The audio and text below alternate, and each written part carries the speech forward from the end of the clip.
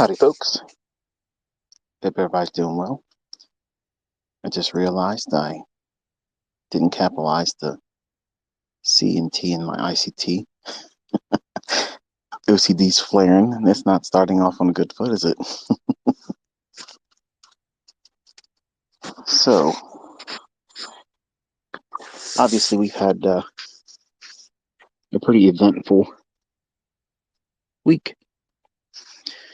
So, we've seen several large trades this week, and we've seen people come in and claim that it's demo, and you've seen me put that to bed too.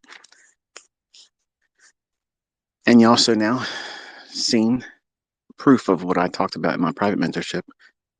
I said, if you start running up big, like consistent days and you start really smashing it, they're going to step in front of you. Okay. They're going to do things to keep you from being consistent. And I shared the first account of it where I was in the trade and I tried to put the stop on and the target on, and it wouldn't do it. So I just elected to, just close the trade below the recent low, and you saw that this week. It went lower, even though it went to where I was calling it. I just couldn't focus. So last night and all through today, I took a pretty good amount of trades, and I would have had an enormous windfall day today. I planned on peacocking and running around, showing myself out real well tonight. But obviously, you can see the tomfoolery that AMP and the boys in Chi-Town were pulling on good old ICT. So it's hard to argue with that kind of stuff when you see it. Like, I'm literally trying to do everything I can to close that position. I tried to do partials all the way down. And there's more to that, more trades as well. But, just for the sake of not having to sit down and edit all the times where I was toggling through different monitors and not have pictures of my family and as backgrounds on some of them. So I just made it easy to show you the heart of the trade, where it was going down. I was trying to take 8 of the contracts off of the 10 and all the bullshit that their customer service dude. I don't think the guy was even reading the email correctly. Like when I was reporting it to their, I guess it's their trade desk management. I thought it was a person, TDM at AMP Futures or ampclearing.com.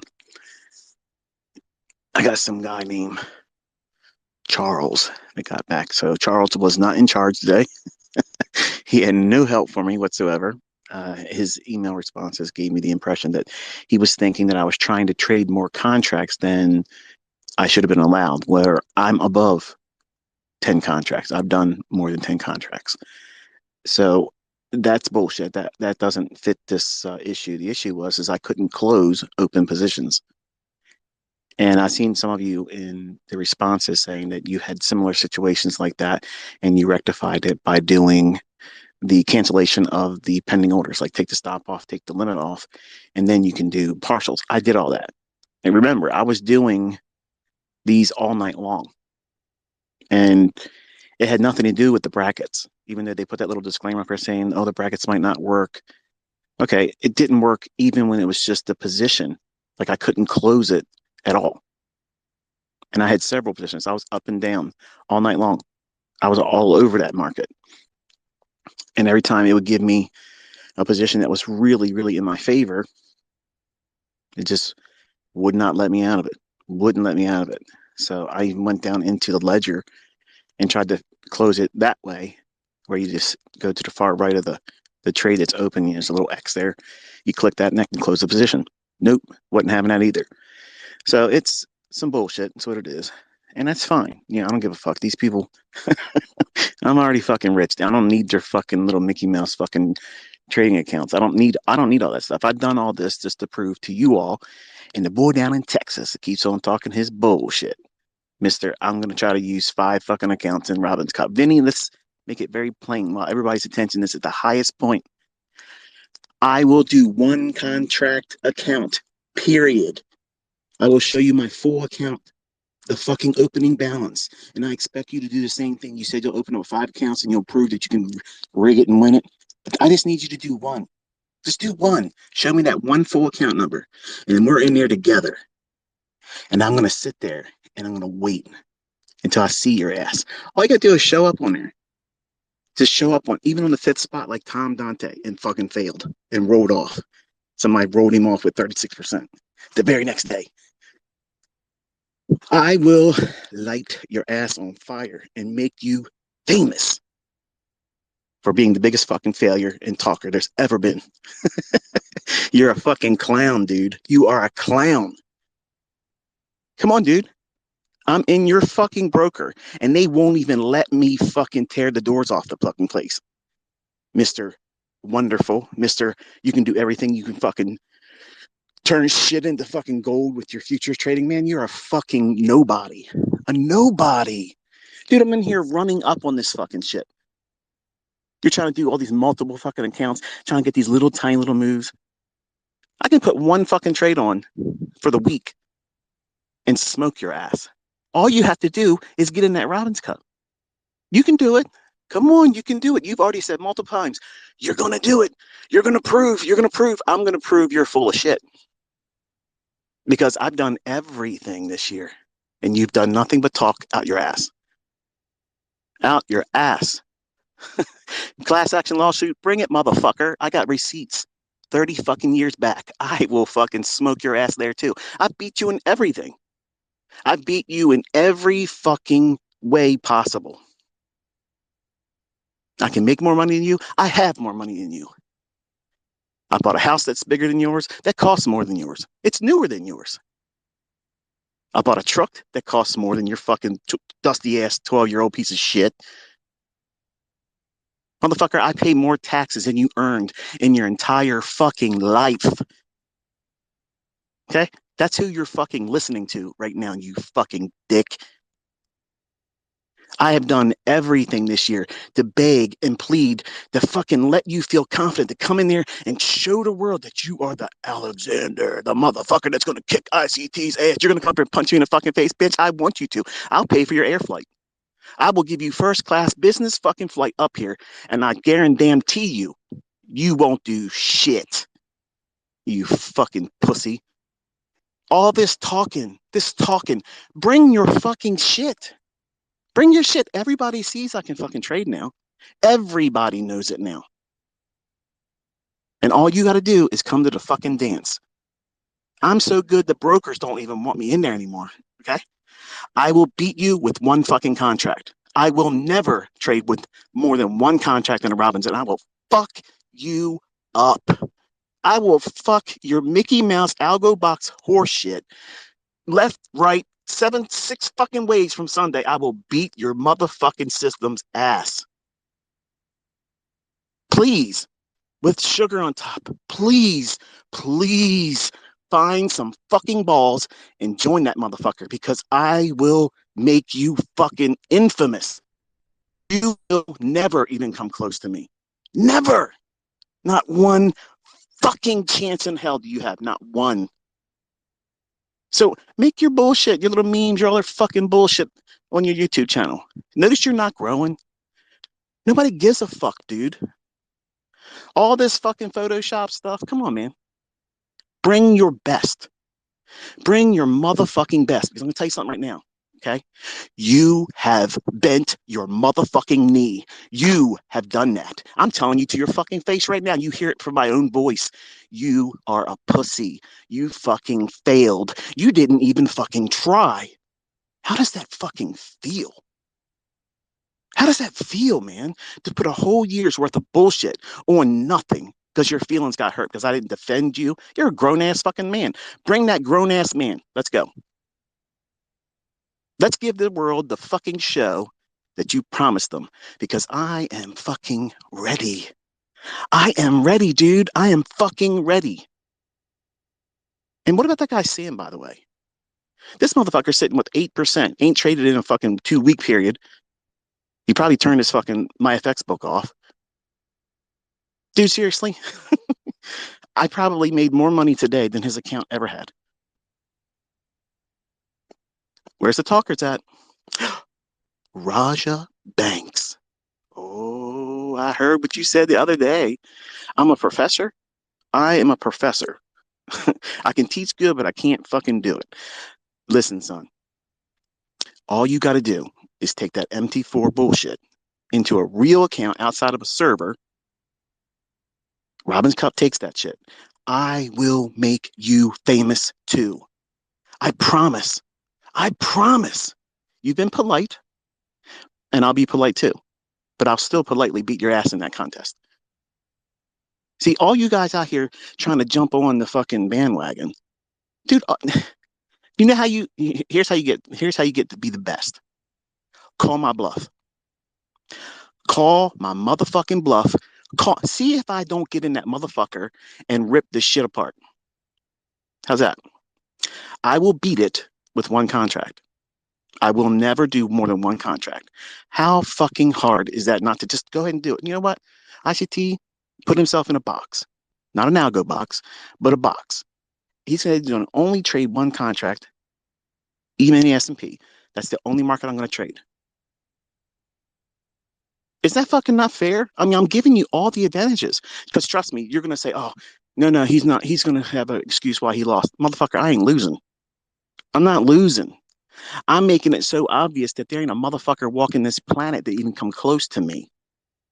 All you gotta do is get in there. Get the fuck in there. Show me that you joined. Show the full account. And I am on the hook. I gotta do the same thing. Why are you fucking posers hiding? I'm on this Twitter. The clock's running down, dude. 2022 is about to close. I'm looking around. I don't see anybody with a fucking pair of balls. I see a whole lot of MT4 servers. I see a whole lot of hindsight. I did this, I did that, but ain't done shit really. I showed you 2 brokerage accounts live. I'm calling moves and trading them with precision that nobody's fucking seen before. And again, now, what I've said before, my students have seen it now. It's proven. The brokers shut me down. You thought I was making up that shit. Dude, I record every fucking thing. Everything. I'm not a person that needs to make up bullshit. I don't need to lie about anything. Okay. I will come with receipts. Period. Now, if you've seen enough, that's a little disappointing because I've worked very hard this year to try to get you guys all worked up into a frenzy to come out here and slay ICT. The talker, the big mouth, the bragger, the motherfucker that talks out his ass. Well, guess what? I'm sitting here with bells on. I'm sitting here with bells on, begging and pleading for you motherfucking pussies to come out here and take me the fuck on. Hear that? Listen real close. You hear it?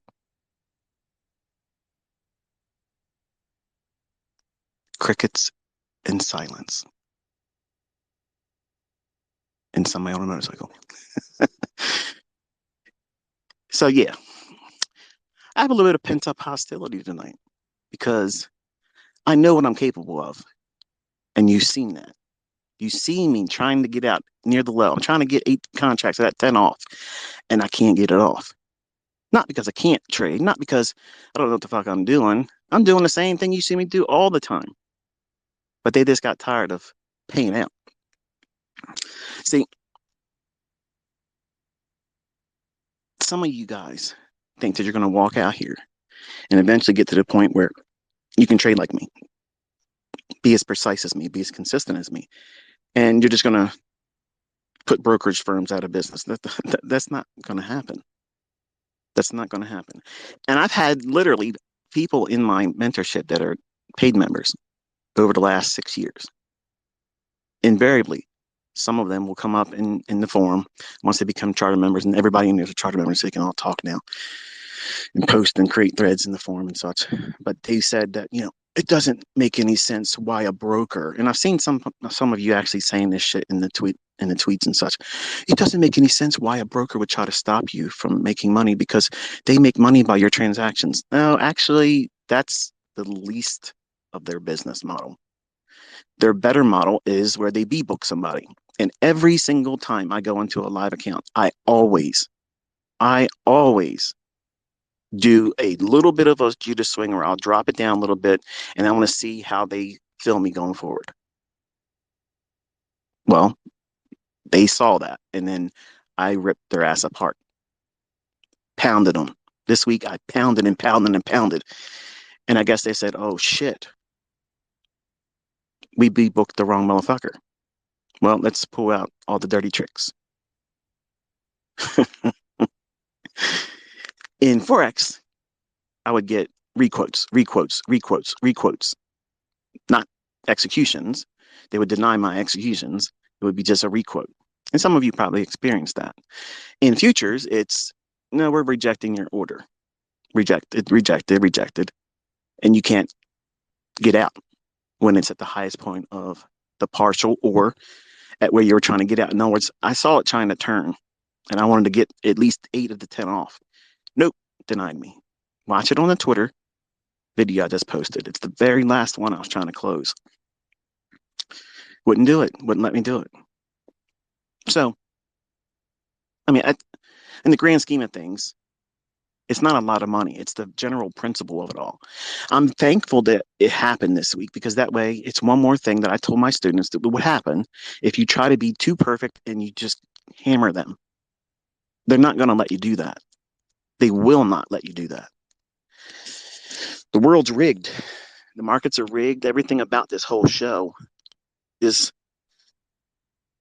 every bit 100% manipulated. And you have to operate in some small little scope, this small little window of, okay, I'll take some meat out of the marketplace. And then you got to do some nonsensical trades, shit that doesn't make any sense. Go in when you know it's likely to go down, buy it, hold it for a little bit, then get out. You have to muddy the waters up. Otherwise, you put a big spotlight on yourself. And then all of a sudden, you have the shit that you saw this week with me. Now, you can argue and you can say, oh, this guy's making up excuses. Dude, I'm making money. I'm making money. The trades are in massive profits. I can't get out of them. I'm not crying about not being able to put a trade on. I'm in the trades. I'm not crying about a trade not being profitable. I'm in the highest point of the profit and they won't let me out of it. That's the kind of shit that was going on in 2001 and 2002 with Forex. Currency moves like that. They when they first started, you know, they had bucket shop brokers that would pull that kind of shit all the time. And I fell victim to that same type of shit then. And the only thing you can do is just close the account. So I'm not really interested in continuing a business partnership with this brokerage firm because they've already shown their colors to me and I'm not interested. And I have shown anybody that's willing to listen to what I put out, not my opinion, not some conjecture, not some I'm mad because I lost money. No, I fucking made money, but you didn't let me have the amount of money I earned. There's a difference there. Okay. So the dumbasses that are coming in there in my comment section on my videos saying, oh, you proved yourself as a fraud. How the fuck is me sitting in a profitable trade, 13,000 bagged the fuck out and not being able to close the position out? How's that fraud? Come on now. You've seen me in positions larger than 10 contracts. So it's obvious. Okay. It's obvious. They were doing whatever they could to fuck with me. And I get it. I mean, you can't beat me. So get me to the point where I don't want to do business with you and close the account. That's fine. No problem. But you're going to fucking pay me what I earned. And then it's no problem. But my shit's going to stay up about you as a company. AMP Futures is trash. That fucking company is garbage. It's trash. I would not fucking do business with them. And I don't care if you believe me or take my word of advice. I don't give a fuck. I don't ever talk about brokerage firms. There's only 2 I've ever really mentioned. If it's FXCM because they're trash, and now AMP Futures. And I've beat ass.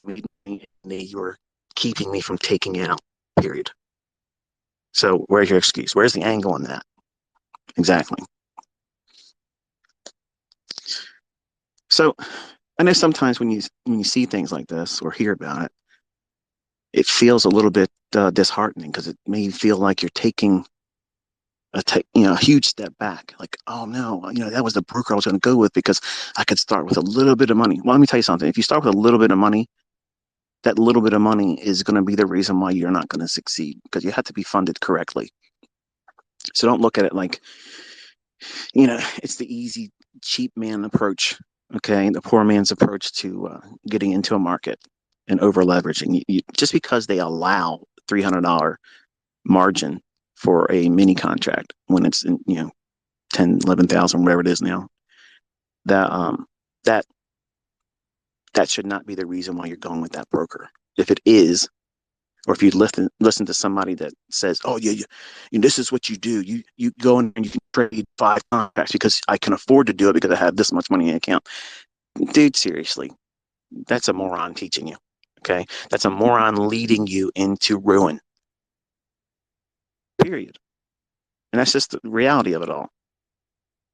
I'm not sitting here in Ninja Trader running daily performance reports that are based on market replay bullshit. I'm in a market with a real account pulling down real money. And how many times have you seen me come out this year and show day after day after day after day after day after day after day after day and show you once in a while where the human in me does something and it's not as perfect as I want it to be? Or these technical glitches throw me out of my focus. It's pretty consistent.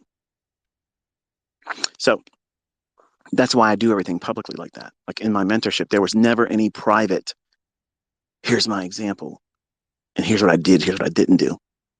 I do it publicly. Everybody gets to see me. Everybody gets to judge me, weigh me in the same balances. It's why it's intriguing to me to see folks that are very opinionated, and you can tell. Huh, what that's all about. You can tell who's got the little man complexes. They're the ones that, no matter what you do, no matter what I show, whatever I prove, I'm in a trade, I'm executing, it's a live account. They want to change the subject. Oh, he was showing this and showing that, but he had this cropped out, and you'll know if it's a live account because you got to look for the green dot. Well, hello, the green dot. Just because I'm magnifying the screen doesn't mean I'm hiding anything. It just means I prefer to see no borders on my chart. I'm obsessive. But when I see these little dick guys, okay, these little piss ants, okay, these little talkers that can't find their own way in the world, they see somebody doing something that just completely transcends the levels of reality that they live in. They can't deal with it. So they got to come in here and try to disrupt shit. I am so at a point right now, I can see the tide in the public. And this is another reason why I'm rolling back into being private again. Okay. Private being, I'm not trying to be on social media. I don't have patience for you dumb fuckers. Okay. Not, I don't mean that in general for all of you. You know who I'm talking about. The people I just mentioned. These asshats, these clowns, these motherfuckers that have no fucking idea what they're doing. They just are miserable. The more these things that are coming into the world start pressing on everybody, the more that shit's gonna get intense. It's gonna be more of it. I don't have the patience to deal with stupid people. Like I don't have the patience for that. And I don't have the tolerance to be able to control myself. Like I mean, this is what you get. Like in this type of event or medium, I'm unfiltered. Whatever's on my mind, whatever's in the front of my mind, that's it. That's what's coming out of my mouth. That's it. And I don't care about people's feelings. So because of that, and I know that it's going to get hard for everybody, I don't give a fuck about social media. I really don't. I really don't. I'm laying down a legacy of the guy that came out, proved he could do it, made millions selling it, then stopped on my own accord to prove I don't need that. And then I gave it away for free. just to piss off all the motherfuckers out there that have ripped me off and try to take credit for something and claimed it as Wyckoff, and it's not.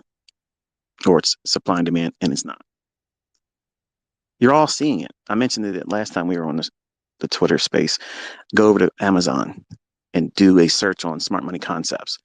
There's dozens of books out there, and it's all what comes right out of those core content lessons. No mention of where it came from, but that's where it came from. So these people are pieces of shit. Okay. And I guarantee you're going to see a whole lot more of that because I've made the core content lessons public. Okay, that's fine. I understand. But you all know where it came from. That's all. You know where it came from. And, if these people have no class and they don't want to give credit where it's due, fuck them. I don't give a shit. I'll be in their review section telling everybody, go to this channel and you'll see it. Just like John Fibolotti. Jonathan Flood, you fucking fraud. Everybody knows that you're full of shit, and that book was a complete write-off out of my core content. And you gave credit to people that had no fucking business receiving credit for any of it. None of them. So if you're out here and you're getting ready to do a book on Amazon, just know you'll get more credit if you cite the person that you learned it from. Period. I've given it to the world. It's a gift. But if you treat it like you discovered it yourself, you're going to find that people are going to shit all over you. And rightfully so. But you're also seeing that it's not anything like everybody else claimed it is. Oh, it's fake. It's cherry picked. Oh, it's cherry picked. Yeah, cherry picking winner after winner after winner after winner with a live account. Whoops. That's pretty fucking good, isn't it? That's the kind of cherry picking you want to do. So you all think it was, well, it's 15 different demo accounts and a rented server, and I had somebody send me a thing on TradingView the other day. You keep mentioning a rented MT4 server. Like, what is that? Like, what is it? What it is you're buying a white label brokerage that isn't active anymore. And I don't know everything about it, but basically you pay for access to it and you can manually put in trades to make it look like you entered at a specific time, at a specific price, and you can make it look like a live account. And that's why MT4 with even my FX book is bullshit. So all you out there that, oh, look at this right here. I got this. I made that. Let me tell you something. Run $1 million up on your MT4 Raja in the World Cup. Put your $50,000 in there and run up $1 million in that account. I guarantee you, you won't need to advertise. You won't need to come to my Twitter space or my tweets and say, I called this move. They're all going to know you. That's how you do it. Because I'm going to be real honest with you. I don't think you're trading with real money. And that's sincere. I'm not trying to be disrespectful. I'm not trying to shit on you. I just think that that is not real. And it would be very intriguing to see you do it in something like that, where it's absolutely in a setting where nobody can call you fake. And guess what? That would be earning respect from me. And I'd come out and say, that's the real one right there. But I don't think you'll do it. I've been inviting everybody for what? Shit. I think the first time I did it was 2012. 2012 or 2013. Some asshat came on Baby Pips and talked some shit. I was like, okay, let's go over there. They never did anything with it. But each year, there's always been somebody. And Vinny E. Mini is the one that's tried the hardest, but still ain't found his balls to go in there and do it. Now, think about it, folks. Be honest. Okay, listen to me. I know most of you think, why am I wasting my time with this guy? But because I want you to understand. He is so hell-bent on finding relevance in this industry. He's willing to slander, lie, make up bullshit, Photoshop, make up nonsense, when the easiest thing in the world is to do what he says he could do, beat me. He said many times that he was going to go into Robbins and put multiple accounts. He keeps skirting around the fact that I said, I will show you my only account number. You do the same thing. Log in, prove that you joined, that you registered. I will do the same fucking thing. Whatever amount of money you want to start with. You want to go in with $1,000,000? I will do it. You want to go in with $3,000,000? I will fucking do it. You want to go in there with $10,000? I will do it. One account, and I will be in there with you, Vinny, just like you said, just like you begged me for. Oh, he won't ever do it, motherfucker. I've been all year long begging for it. Let's go. But you won't do it, and that's disappointing because I thought for sure that maybe you found some balls because I told Dante that you would never do it because you know I'm way better than you. You will never get to this level. Never. You will never fucking get to this level, Vinny. Never. You'll never do it. I could stop, let you go 20 years trying to refine your shit, and you still won't be 1/10 of the fucking trader I am. And that's the real fucking facts here. Period. I could beat your ass with just the fucking YouTube model with one contract. Call my bluff. Call my motherfucking bluff. Because once you and I are in there and it's registered and we publicly made our fucking account numbers known publicly, that's the only accounts that are going to matter. I can't use a different one. I mean, think about the logic you're saying there. I mean, folks, listen, pay attention to this for a second. Where the fuck is the logic in someone saying ICT is going to use his family members to open up accounts? When if I show up on that leaderboard, I better not fall off. Like, what's the chances of me using multiple different accounts? Let's just say I wasn't willing to show you my full account number. When I fucking am, I've already done it with my TD Ameritrade account. I baited this guy. I wanted him to say, "Oh, I'm going to kick his ass," and look how he's trading. I want because he knows I baited his ass. He knows I did that shit just to make him feel like, oh, it's a trap. You're fucking right, it is. But I'm being plain and simple right now, Vinny. Everybody hears me. Everybody knows this. I will open up one single account and show every fucking person that will watch the video that will be literally 2 minutes long my full account number, me logging into the broker, the same amount of money that you open up with, I will fucking do it. And then when you do it and I do it, I'm going to sit pat and I'm going to demand that you just show your ass just one fucking time on the leaderboard. And I'll walk to that fucking number one spot and you'll never get near me. Period. You can't beat me. You cannot come close to me. Period. The whole fucking world will see that. All you got to do is step. All you got to do is stop your bullshit. You're clowning. You're fucking talking out your ass horse shit and getting your little minions to talk for you.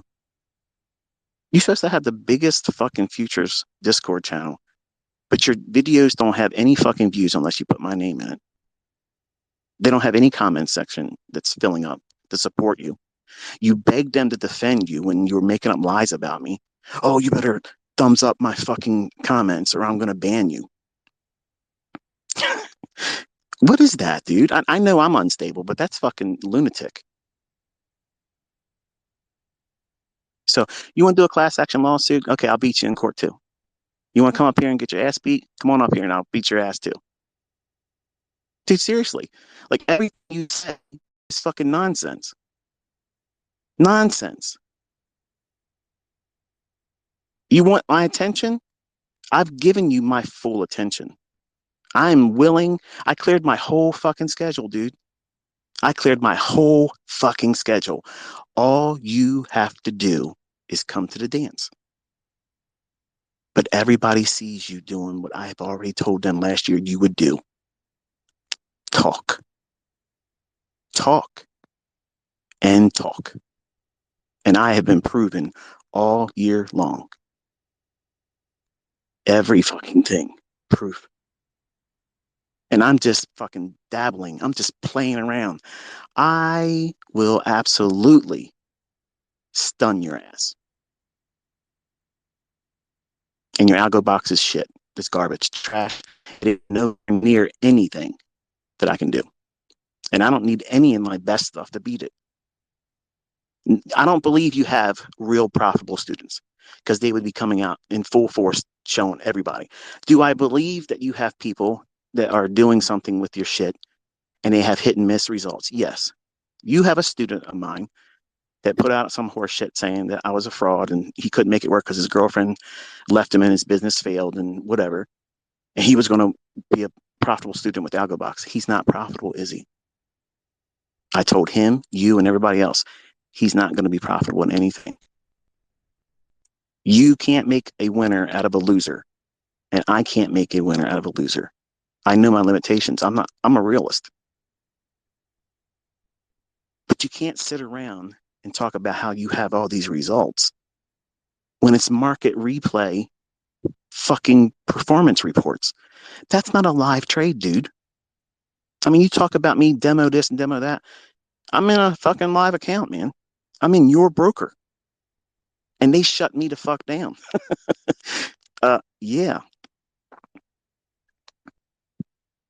You have no more excuse. The emperor has no clothes now. You must come to the dance. Or be the man and say, you know what? I'm not willing to do it. Okay. And I'll have respect for that.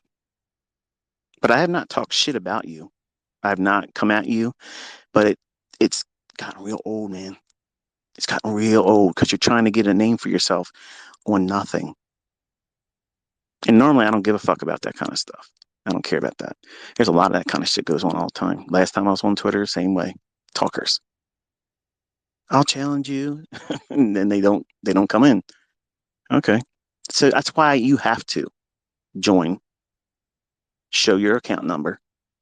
Because hey, by some crazy twist of events that you do win, your account number needs to match. It better be the only account everybody knew you were using. I mean, think about it. Tweet to me, hell yeah, that's fair. If you think that that's fair, we both. And if Rasha Banks wants to join too, anybody else that wants to join, that guy Sam, whatever the fuck his last name is, I don't know him. We all have to show the same full account number. I'm willing to do it. The same full balance and show that they're in it. And once they appear on the leaderboard, it's go time. ICT has to perform. Like seriously. Like I'm on the hook. But you won't do it. Because you're gonna look like a real piece of shit that you didn't do anything. You couldn't even keep up. And your only excuse is going to be, well, I just wanted to see him do it. Like Tom Dante foolishly tried to say. I wasn't really challenging because he didn't call me out. That never happened. He appeared because somebody on the fifth spot fell out. They blew out. And his 40% showed up for one day. And then someone with 36% the next day knocked him off. Whoops. And he was quick to say, well, I really just wanted to see what was happening. I wasn't really trying to win it. Nobody goes into a fucking competition like that and not try to win it. It's always been get on the leaderboard first spot, call me out. Benny, all you got to do is get in number 5. And it's go time. I promise you, I will whip your ass. I won't say anything. I won't talk smack while I'm doing it. I will just do it. And for participation, I will give you the fucking Robbins trophy. I'll drive my Class A RV right down into your little neighborhood, knock on your fucking door, and hand deliver it to you, and you can live stream it. Just because you did it. Just because you tried. Not just appeared and failed, and you're gonna really try to do it. I will give you the fucking trophy, and I'll even sign it. Come on, man. What else do I got to do? What else do I got to fucking do to get you in there? Because there's no fucking excuse. Why do you keep trying to get me to go into the Robbins Cup when you know my system doesn't work with it? Horseshit, Benny. It's a fucking hot button. Buy at the market, sell at the market, buy limit, sell limit. There's no fucking excuse. None. Anybody that trades the markets knows this. We're at the end of the road. You gotta nut up or shut up. Because I don't give a fuck about your horseshit fucking class action lawsuit. I don't give a fuck. I have so many fucking profitable fucking students. We'll come in there fucking with bells on. I don't give a fuck what you're talking about. I don't care. But I really want to whip your ass. I really do. I have never wanted to deal with anybody else more than I do right now about you. You've lied and said terrible things about my family. And it's taken a great deal of composure, meditation, and prayer not to come down to fucking Texas and get locked up. But I know why you're doing it. I get it. You made up the fucking stories that you fucking did to try to get cancel culture to come down at me. Listen, these people have received something that they know is real. And they know the person talking right now isn't selling them anything. I don't need them to buy my AlgoBox subscription license, none of that bullshit. I don't need to do a helpings hand fucking bullshit, okay, that only gets them in there and then they got to pay full price. I don't need to sell shit. Like, I'm bagged out. I don't fucking need any of that stuff. And my real students know this about me. They don't need to worry about an upsell. There's no service coming.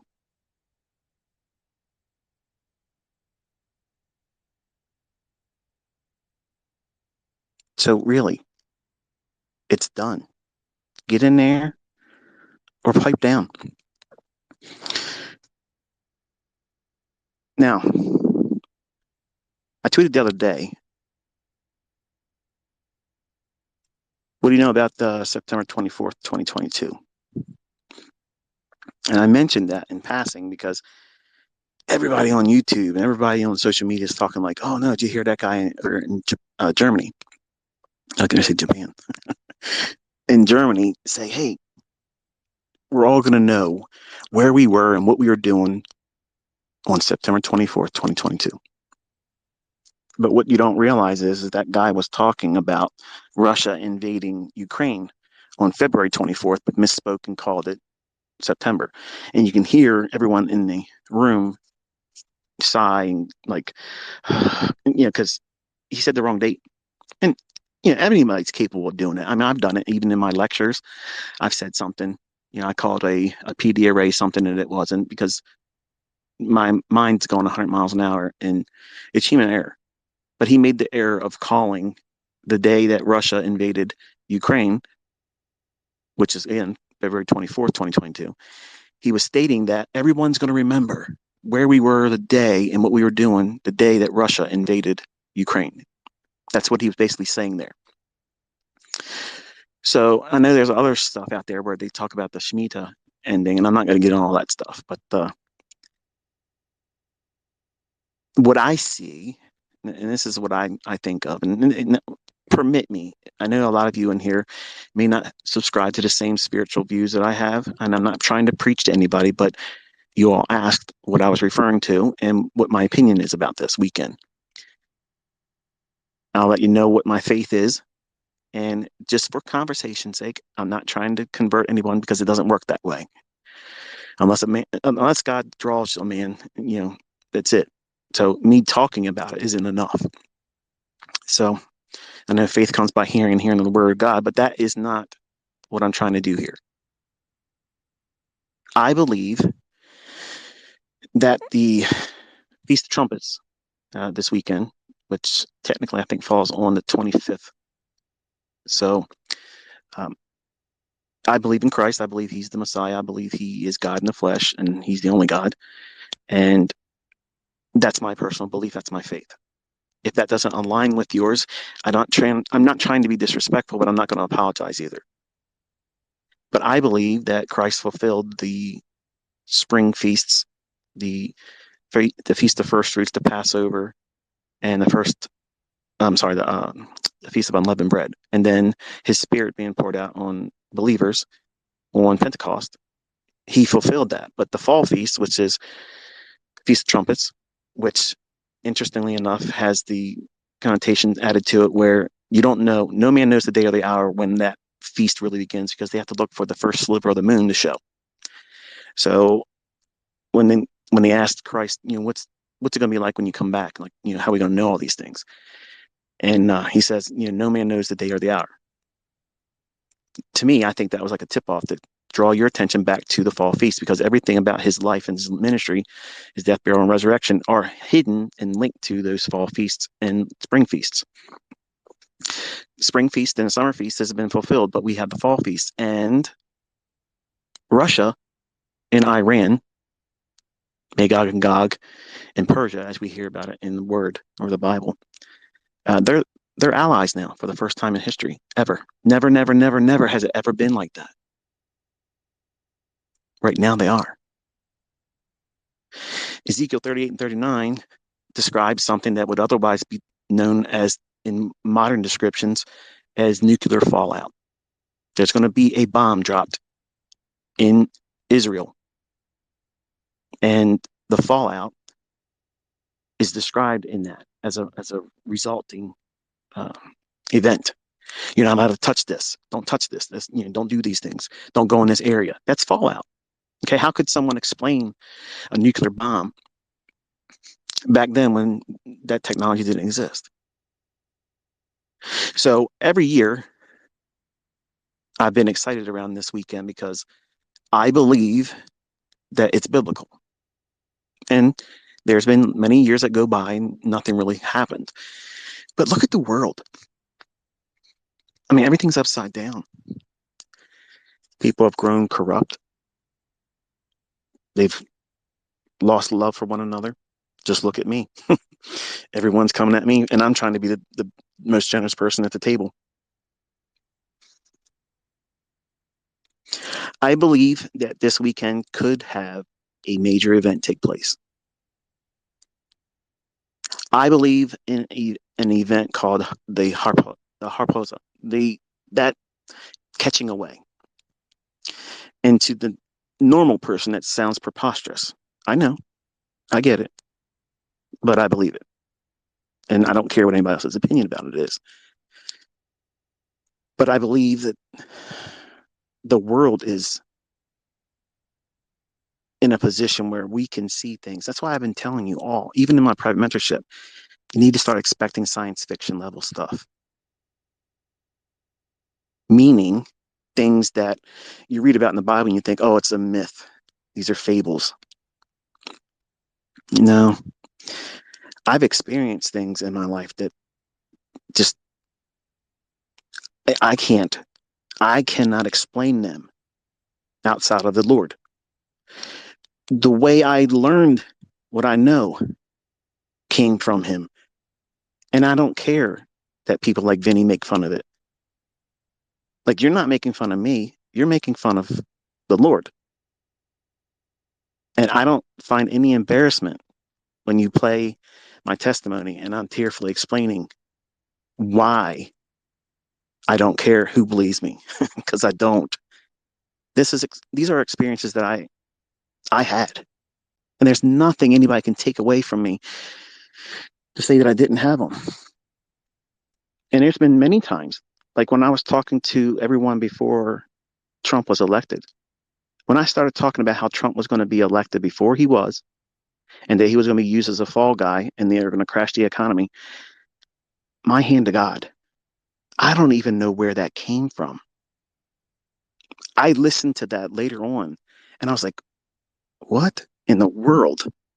Like, I have a tendency to run off and go on, memories and experiences I've lived through as a trader and as a person, as a father, a husband, and, the whole thing. But when I was telling everybody that, I didn't understand where it was coming from. But man alive, it all came to pass. And I'm amazed by that. Not because I think I'm special, because I'm not saying that at all. I don't think I have ESP. I just think I was given a word and I was speaking it. And sometimes when it comes to the economy and sometimes when it comes to the marketplace, especially like on longer term things, I feel that same unction. and I say it. I don't fear being wrong. I don't fear how it might be viewed by other people that would have a different opinion. So-called uh, macroeconomic majors and talking heads. I don't care what anybody else thinks. I don't get my information from other people. I don't go to Twitter. I don't go to news sources and try to figure out what's going to happen. Now, I read the tea leaves by the headlines to know how close we are based on the things that I believe. So I don't have a news source. I know a lot of you try to reach out to me many times. Even my students that are in the group still keep asking the same question, like I'm going to forget and finally spill the beans. I don't have a resource like going here and finding something. Like everything I've ever said, I've been ahead of everyone. I told you that food was going to be weaponized. I told you if they go past the 2-week lockdown, we're in some serious trouble and they're going to put something on us that's going to be forced vaccination, and all those types of things happened. I said in July 2019 on Twitter, when I was on Twitter before, I said that something really wicked was coming. And then I said it again in October. I said, remember what they did in September 11, 2001. Right after that, in the United States, they used to have this, the terror threat thing. It was so silly, but it caused so much anxiety in me personally. Like that was the height of my agoraphobia. It was the height of my generalized anxiety. Like I had panic attacks weekly that literally took me to the emergency room. I thought I was having a heart attack. I thought I was having a stroke. I thought I was dying. I could not eat.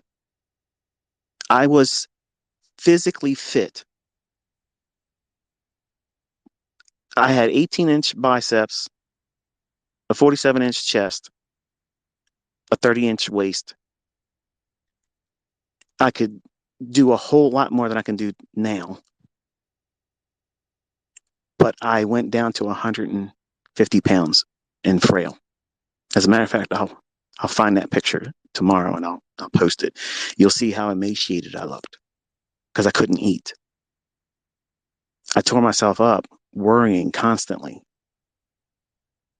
because of the nonstop bullshit. My wife, she was always watching the news, and I was never really a big fan of watching the news. I grew up, my grandparents, my mom, the 6 o'clock news, and they never stayed up late enough to see the 11 o'clock news. But 6 o'clock news, that was the shit. Like you had to find out what was going on. So my wife, who I'm married to now, she was a big, follower of the news. And it was always stressful. I'm like, this is bullshit. Like okay, here's the terror threat today. We went from yellow to orange. The terror threat is orange. We don't know where it's coming from. We don't know who it's going to be, but something's probably going to freaking happen. Somebody's going to do something to us. Somebody's going to blow up something. Someone's going to drop a plane on your house. Like that's the kind of stuff that caused in me. Like if you watch that stuff all the time and it feeds you constantly and it does the very thing that it's designed to do, it tells a vision, television, the vision they want you to see: fear and control, comply. And I fell victim to all that stuff. And I never was on medication, not for my bipolarism, not for any of the other things that I've ever suffered in life with. And I was not about to go on to anxiety medication. I wasn't going to do it. So I had anxiety. I'm sitting out here on my deck and it is so cold out here. Like I should have wore a hoodie or something to warm up. I'm getting chilled. But I sit and watch these news broadcasts with my wife then, right? And every day they would change the terror threat. And sometimes they would out of nowhere. Oh, the terror threat's been elevated to red. That means if you see suspicious activity, if you see someone with a bag that they dropped somewhere, it could be a dirty bomb. What the fuck? Like, dude, looking back at that stuff, it's like, what the hell? I know some of you aren't old enough to remember that because you're young, but that's how that shit was back then. And anybody that's in their 40s or whatever, that's the way it was. Like that's what was going on. They controlled everybody. And I stated that that was what was likely to come. They're going to do something worse than what they did on September 11th and post September 11th, controlling people. The Patriot Act. I was all for it. Like, yeah, if they support these people that want to, blow up airplanes and crash them into buildings and such, yes, it's an inside job, and I don't care what you think about it. But those things made me support the idea of the Patriot Act. And then when I discovered what the Patriot Act really is, they can call anybody a terrorist, and you have no rights anymore. You don't even have a right to a lawyer. That's terrifying. But I was so mad. I was like, yeah, anybody that does like that or talks about our country like that, they need to be stripped of their rights. No, that's not right at all. But because they worked on me with fear, watching that freaking television every day with my wife, she was a mess. I was a mess. And then finally it got to the point where like I could not function. It affected me with my investments. It affected my health. Like I stopped eating. I literally, this is what my diet was: 4 strawberry inshores, bottles of water, and it hurt to swallow any of the water or inshore because I've had so much erosion in my esophagus because of stomach acid and fear that it was crippling. And then one day I said, you know what? I just can't. I can't watch this stuff no more.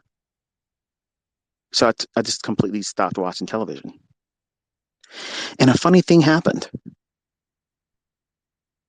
My stomach improved. I didn't have any digestive issues. I started gaining weight naturally, more healthier. I was able to start exercising again. Didn't get quite as muscular as I was before I started becoming emaciated and developed agoraphobia and anxiety. But I got okay. But I didn't have the desire to watch television and get controlled by fear. Like I didn't care about ever looking at it again. And in my home, I have 9 different televisions. And I can tell you, I probably watch maybe 4 hours a month. And that means if my wife says, hey, you want to watch a movie? Okay. But it's something that I own already. Like I have a big library of old movies. I like old movies and classic things. And you don't have all that woke stuff in those types of movies. Now anything that's produced today, it's all bullshit. Like it's things that make you go at odds with everyone else. You end up being a Vinny. The guy acts like he's a Republican, but he acts more like a liberal than anybody else I've ever met. These these things that cause us to be anxious and things like that. I tried to prune that out of my life. And that also was with friends. And there was a lot of folks that were very draining. Like when you hear from someone or they come see you or you make the mistake to go see them, do you feel like you're empowered or enriched or appreciative that you spent time with them, or do you feel like a fucking vampire just sucked the life out of you? You ever been around people like that? Or have you ever watched something and you just feel like, man, not only was this a waste of time, but I feel like shit now. Like this was so draining. That's the kind of stuff I pruned from my personal life. And a lot of it was toxic friendships, people and family members that were just very, very draining. I loved them, but I couldn't deal with them anymore. And it has nothing to do with arrogance or I'm better than them, I have more money than them. It's the fact that they were just chronic complainers. Everything, they're a victim about everything. Like they are the ultimate. Everybody loses something. They were victimized about this. It's unfair about that. And you can't talk to them. You can't encourage them. You can't show them, there's opportunities for them to do, but they got to put their ass behind it with effort. They're not interested in that. They want to stay in that victimhood. And you probably know some people in your family and your friendship circle that's like that. And let me tell you something, the best piece of advice you'll ever get from me is take that stuff out of your life. Love them from a distance. But our daughter, when Vinny started doing all this stuff, it caused her a great deal of anxiety. And we moved her to another state. She recently came up and found, obviously, her friends at a wedding she was in part of. And we were taken to the airport. She says, I don't think I belong around them anymore. I knew right away what she meant, but my wife looked at her like, what do you mean by that? And she goes, I love them. I went to school with them. They're like family for me, but I've outgrown them because they were constantly toxic. And just, she's in a different chapter of her life. She's pursuing a career and she's moving up into upper management of a very large grocery chain. No, she doesn't work at no fucking Chipotle, but she's doing really well. Even though I wish she'd learn how to trade, she's just told me, and it hurt me because I wanted her to do this, but she said I just can't do it. I wish I could do it. I would love to make you happy and proud of me to do this, but I can't do it, and I got to accept that. It's not for everybody, but I was proud of her to state that she's outgrown toxic friends. It doesn't mean that she hates them. It doesn't mean that she can't, fellowship with them once in a while, but she's thankful that she's in another state where she's not impacted and influenced by them. And she realizes how they held her back. When I removed all of the toxic friendships that were, hey, what can you do for me, Michael? What can you do for me? And if you don't do it, why don't you do it? Because you're not a really good friend if you don't buy me a house. If you don't buy me a brand new car because I'm down and out and I can't make my ends meet, you're really not a good friend. When I'm the same person willing to sit down with them and show them how to do what I do. And at some point, you just get tired of it. And you're like, you know what? I'm just going to stop making myself available. And eventually you drift apart. And time heals that stuff. And I have no interest in hanging around those types of people anymore. And there's family members I have not seen over 15 years, 16 years. I mentioned in the last space, I've only seen my father, my actual biological father, 5 times, maybe. I'm thinking it's probably more like 4, but no more than 5. And every single time I met him, I regretted it. He would talk about how he would walk down the street with my mom, who, when she was younger, she was very, very attractive, very pretty. And a lot of guys wanted to be with her because she had low self-esteem. A lot of guys were with her. And he knew that she was very loose as a young girl, and he was very controlling. And he would think about what she did, or if someone looked at her, he would smack her. And that's not right, but he would do that. And I would think to myself, like, why are you telling me those stories? Like, what's your goal? Like, why would you tell your son these ideas of what you did? Like, that's the memory that you reached back to. That's the thing you wanted to share with me. I mean, I've only seen you a couple times, and that's the thing you want to talk to me about. So clearly, he's in the right place. He's never going to get out of prison, and I don't think he would really do well in the way the world is right now. He wouldn't even recognize it. When he went in, just our local area in Maryland would not even be recognizable to him. We've built up so much, so many different things that don't exist anymore. Like, we could drop him in an airplane in an area where he used to stomp around in, and he wouldn't even recognize it now. So he was upset with me because I would not give him money for a lawyer to get out of jail when I already know he's not getting out of jail. He's got so many things against him. He's never getting out. And I tried to explain to him that, I understand what he wants, but you got 2 consecutive life sentences plus 20 years, and you picked up more time. escaping Maryland Penitentiary in '83. Like, dude, like you're not getting out. Like you're done. So I told him, I said, I'm not going to do that. And on top of it, this same person never reached out to me. He knew my birthday.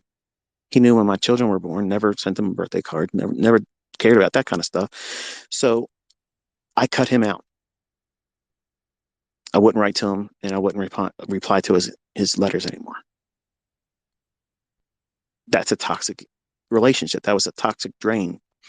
My mother, who birthed me and allowed me to sleep under her roof until I was 12, and then I asked to stay with my grandparents that summer and never moved back in the house with her. That's not true. When I was 15, I stayed with her for maybe half of the school year. And then her husband said that I had to go. So I moved back in with my grandparents. So that's how it was for ICT as a child. The whole thing of broken families, disruptive, dysfunctional, I'm a byproduct of all that stuff. And when you have that as a kid, and that's all you ever see, when you're an adult and you have choices and you have options and means to say, you know what, fuck this. I don't need to put up this bullshit. Even if they're friends or family members, you don't have to stay around that stuff. And you'd be surprised how much of an impact it's having on your ability to learn how to trade or trade profitably and consistently, because you're giving a fuck about things that you shouldn't be giving a fuck about. These people are a mess. And either they're going to want to make a change or they're not. And you can't fix them. And I tried to be the white knight on a lot of occasions with family and friends. And it's just a waste. It's a waste of money. It's a waste of time. It's a waste of energy. And you have to make a decision. This life is short. Do you want to walk around feeling regret that you can't fix somebody's problems when they have no real interest in trying to fix their own problems either?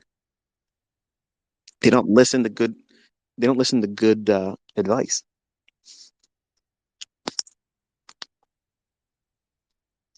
Gotta make sure you guys can see this. I'm not sure if it's still going or not.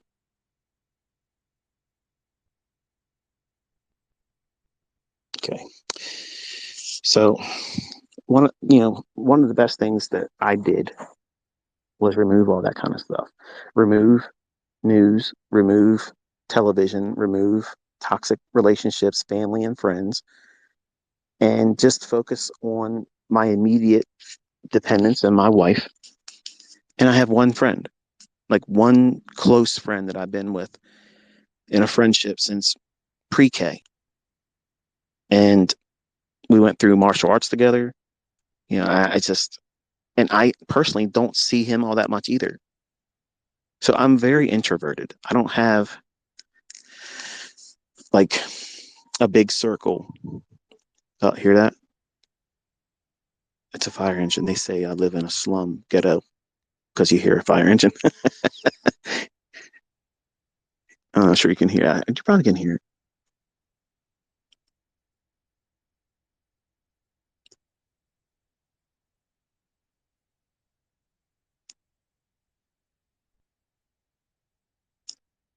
Trying to figure out if it's coming our direction or moving away from it. It sounds like it's going away.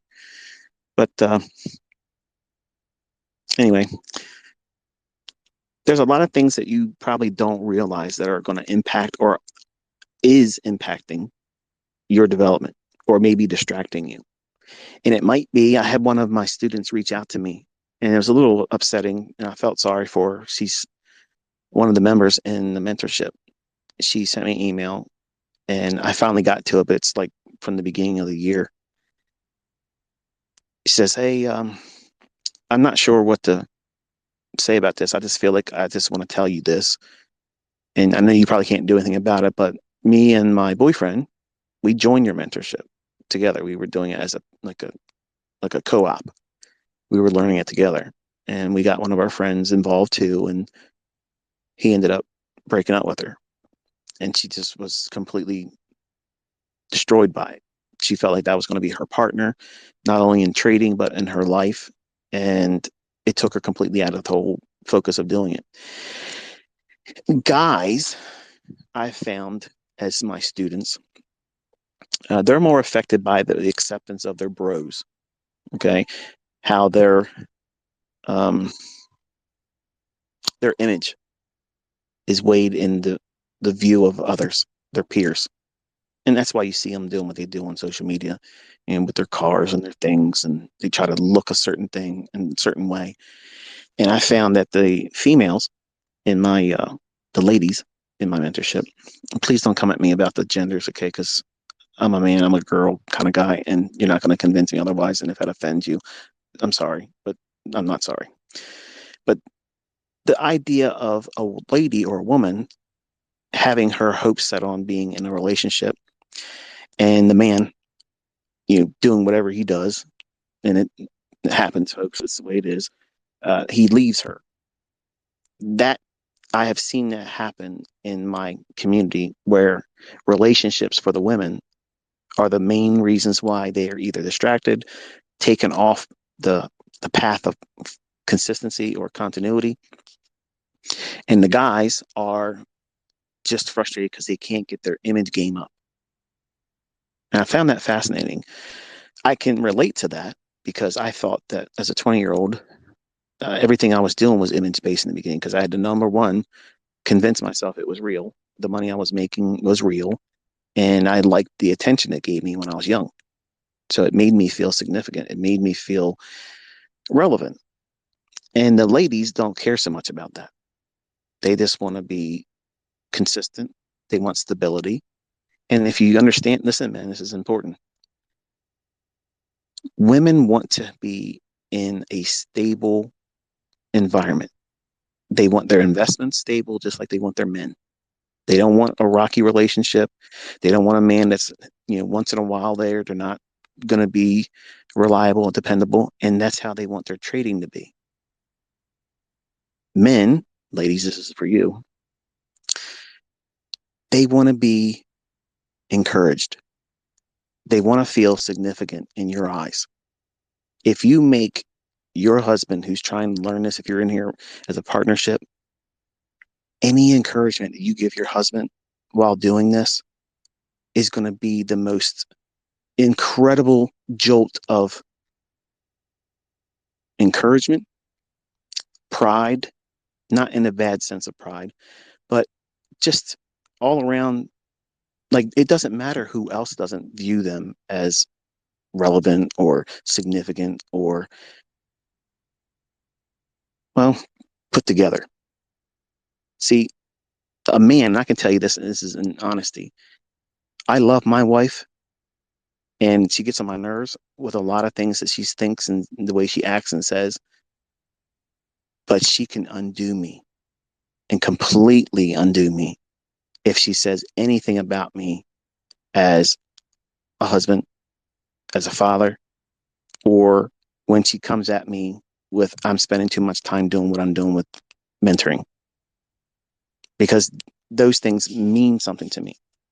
And that's why I said last time we talked, I felt like I've been freed when she said she understood it now, and she's said it was worth it for her to endure all the stuff that she's done since we've been together.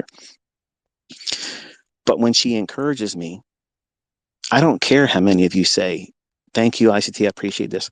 When she did that, I don't care how many of you said it in the past, how many you will do it in the future. I don't care. They don't even come close to her having said that. So, ladies, if your husband or boyfriend is in this and you're hearing this, the best thing you can do is encourage them. Because if they know you're in their corner, man, that's what they need. They need to understand that you understand why they're doing it. It may be rooted initially in their need to feel significant, their sense of accomplishment. But I promise you, once they find significance and consistency and profitability, if you've given them that, they're going to treat you like a queen. They're going to give you the life that you have never imagined, and they're going to love doing it because they're going to trust what you've given them, the encouragement, the the attaboy. Keep doing what you're doing. Don't listen to anybody else that says you can't do this. I believe you can do this. That's what a man wants to hear. And men, the ladies that are doing this, if they're partnering up and they're trying to learn how to do this, they want to know that you're there even when you get rich. You're not here to, oh, well, I'm here because, it's convenient right now. But if you start making money, well, it's time to go. I have more options now. I'm bouncing. That's not what they want to hear. They want to hear, we're building this together. And I'm steady Eddie with you right now and forever. Better or worse, I believe we're going to be better in time. That type of relationship, that's what they're looking for. They want that. And if you can find a partner in life that has these qualities and characteristics about what you're trying to do and pursuing and investing like this, that's a treasure. Like, that is a best friend, a lover, a partner. Like, you couldn't ask for anything better than that, because you'll be able to lean on each other. Even when you have a bad day, they're going to understand, okay, he or she took a loss today. I'm going to be a little bit more tender than I normally would be. I'm going to be a little bit more sensitive. I'm not going to do the little snide remarks that I mean in jest, because they may take it a little too sharply today. And they may come at me and want to argue about something that really isn't worthy of creating an argument over. My wife didn't understand that in the beginning. Sometimes when I would have a day where I'm losing $40,000, $50,000, that hurts. Pride, it hurts. And I didn't want to tell her I would have a day like that, because it felt like weakness. And I didn't want her to look at me, because she still don't have any idea how to manage the kind of money we have. Like, she just, it's outside of her, well, comfort. She gets nervous dealing with the big numbers, and she gets nervous with all of it. And she just doesn't want to concern herself with it. Now, that doesn't mean that the lady in her that wants nice things won't once in a while say, hey, look, can I have this? Can we do this? Can we do that? Yeah, that's fine. I love doing that. But in the beginning of the relationship, she didn't know how to manage me. Like, I'm easily provoked. I'm easily sent into a rage. I'm easily taken out of focus. And when a man like me, and men in general, ladies, when we hurt ourselves with decisions that we made and we've lost money, like, let's be real honest, men. It's like a woman telling you you got a little dick. Like, that's the thing. That's the thing a guy does not want to hear. It may not even be true, but if a woman tells that to a man, they can laugh outside, oh yeah, whatever. But in trading, and you take a loss, and then you don't respect that uncomfortable period that they're going through, or you make light of it, you're going to have an argument with that man. You're going to have an argument with that man. He is absolutely going to do something that's going to set off a powder keg, and it's needless. I have learned as a husband and a trader that every conversation shouldn't be around trading. Because my conversations with my wife in the beginning were about what I was trying to do, what my goals were, what I was trying to earn, what I was trying to do this for. And it takes over everything. And she's right when she said that, she was jealous because it was always her backseat to trading. And then when I started teaching, it was even further from me. It was trading, teaching, than her. And I wasn't doing a very good job of being a husband. I wasn't doing a very good job of being a father. But at the time, I thought I was doing everything right, because I was earning, providing, and giving them a lifestyle else. But sometimes men need to have a gentle little reminder. And I wish she would have had the understanding on how to steer me differently. So as a 50-year-old man that has gone through that, I hopefully have given you some younger folks ways to try not to do those same things. Because while I do love my wife and I'm absolutely in love with her and happy, she's she's everything to me. Like she's my best friend. I don't have a history where I can say I was the best. Look, I haven't done anything outside of a relationship, but I was not always there for her when she needed me for those types of things, like the emotional leaning on. I was always in front of charts. And then when I started teaching, I was always in front of charts, trading, and then doing videos and answering emails and talking and doing all kinds of things. And she had very little of my time. So, what real significance is there being rich, having a lot of money, being successful, but not really being together? Is that happiness in her eyes? No. And that part, I wish I could go back and fix. I can't. That's like I can't go back and be the dad in the times when I should have been. And it's real easy, folks. It's real easy to lose sight of all that stuff and get caught up in the money, get caught up in the fame, get caught up in the sense of relevance. And for a man, it's so much easier to fall into that trap because it's the caveman mentality. That's what anybody that's coming at me to try to get a name for themselves, it's the caveman mentality. They got a club. They want to come out here and try to bonk me on the head in front of everybody and say, see that? He's just talk. Men think like that. We think like cavemen. We want something. Okay, let's leave the cave, go out and bonk it over the head, drag it home. It's yours. Women don't think that way. Women are organization, stability, home, not housekeeping, folks. Home, building a home, a family. Men are conquer, fight, acquire, seize by force, earn. That's our language. That's the way we're wired. Women aren't wired that way.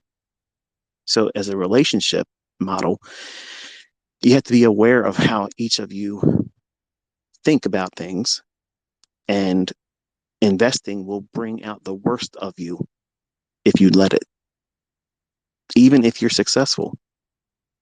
And it doesn't make any sense, especially if you just recently started and you haven't tasted success yet. It doesn't make any sense to hear these types of things. If you're young, you're thinking, I'm not getting married. I ain't having any kids. Our daughter tells us all the time. She said it to us when we were driving to the airport. She goes, Dad, I don't think I'm having any kids. And I'm thinking to myself, of all my children, I'm thankful for that. Because she's not a motherly person. Like she's got a lot of issues and she's got a focus on career, and I think it would just derail her. And it might change when she's older, but right now I think she's making the right decision by not really doing that. I think my son Cameron, I think he is probably going to be the first one to get someone pregnant. He's the Don Juan of my boys. He wants to be the lover of everybody, and he's got a girlfriend, but I know she's going to be moving away soon and going to college in Florida. Long distance relationships, folks, just don't work, and he'll obviously find someone up here, and maybe they won't be as protected as they have been together here, and I'll probably end up being a grandfather, and my wife will make me broke. Then I'll be buying all kinds of stuff without knowing it, won't I? So anyway, I'm not sure how we got on this topic, but I'm glad I talked about it. I'm glad I mentioned it because I don't think I've ever really sat down and thought about it as a topic, but I guess this is what you get when there's no script and no filter. You just find yourself in a rabbit trail and down a rabbit hole. But maybe you haven't given that much thought to relationships. It's easy to think as a young man, she's either going to be on my side or she's going back to the streets. Hmm. I can tell you one of my secret weapons is having a woman in my life that understands me. She understands that I'm bipolar. She understands that I'm not going to be stable all the time. She understands that I am result driven. Success is an important thing to me. Being the best is important to me. And when I don't hit a mark that I'm aiming for, or I incur a loss,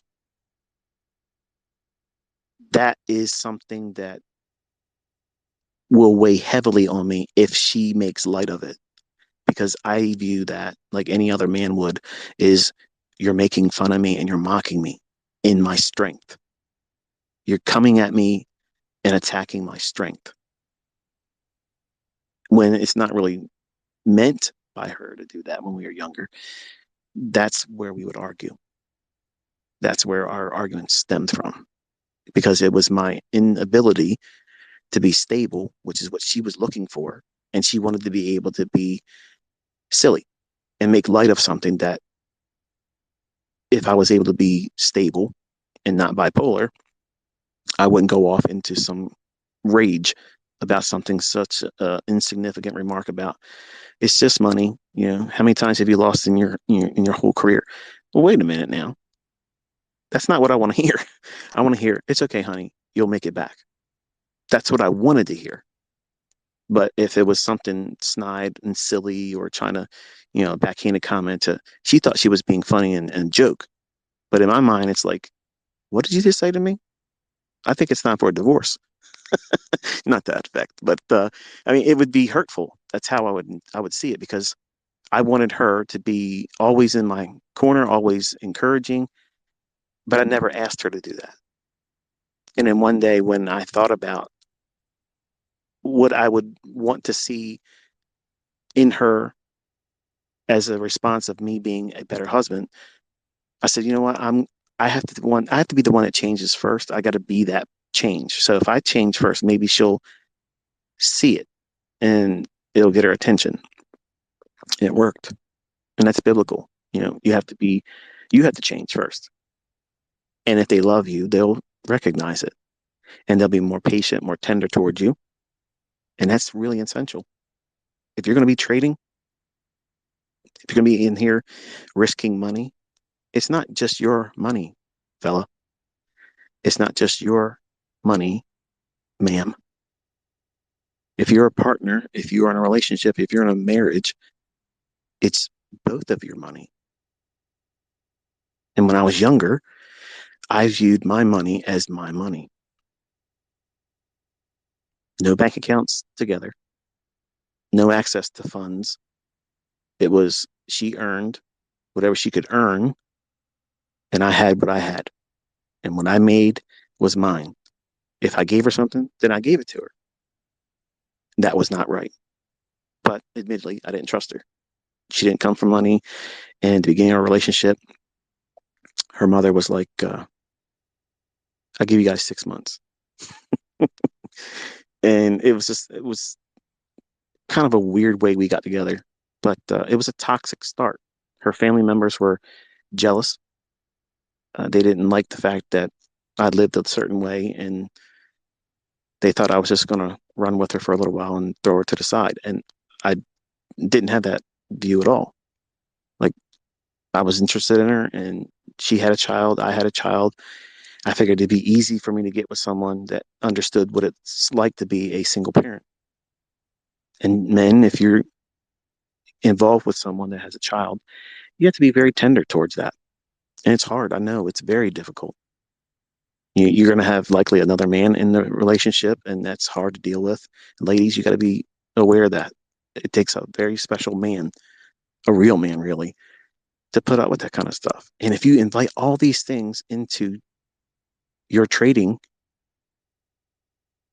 it's going to weigh on it. These are all things that you have to keep smooth. You have to have a balanced life. And it's easy when you're young to not think that these are going to be a factor. And folks like me and older than me that are listening to this, it's like, you know what I'm saying. You've done it too.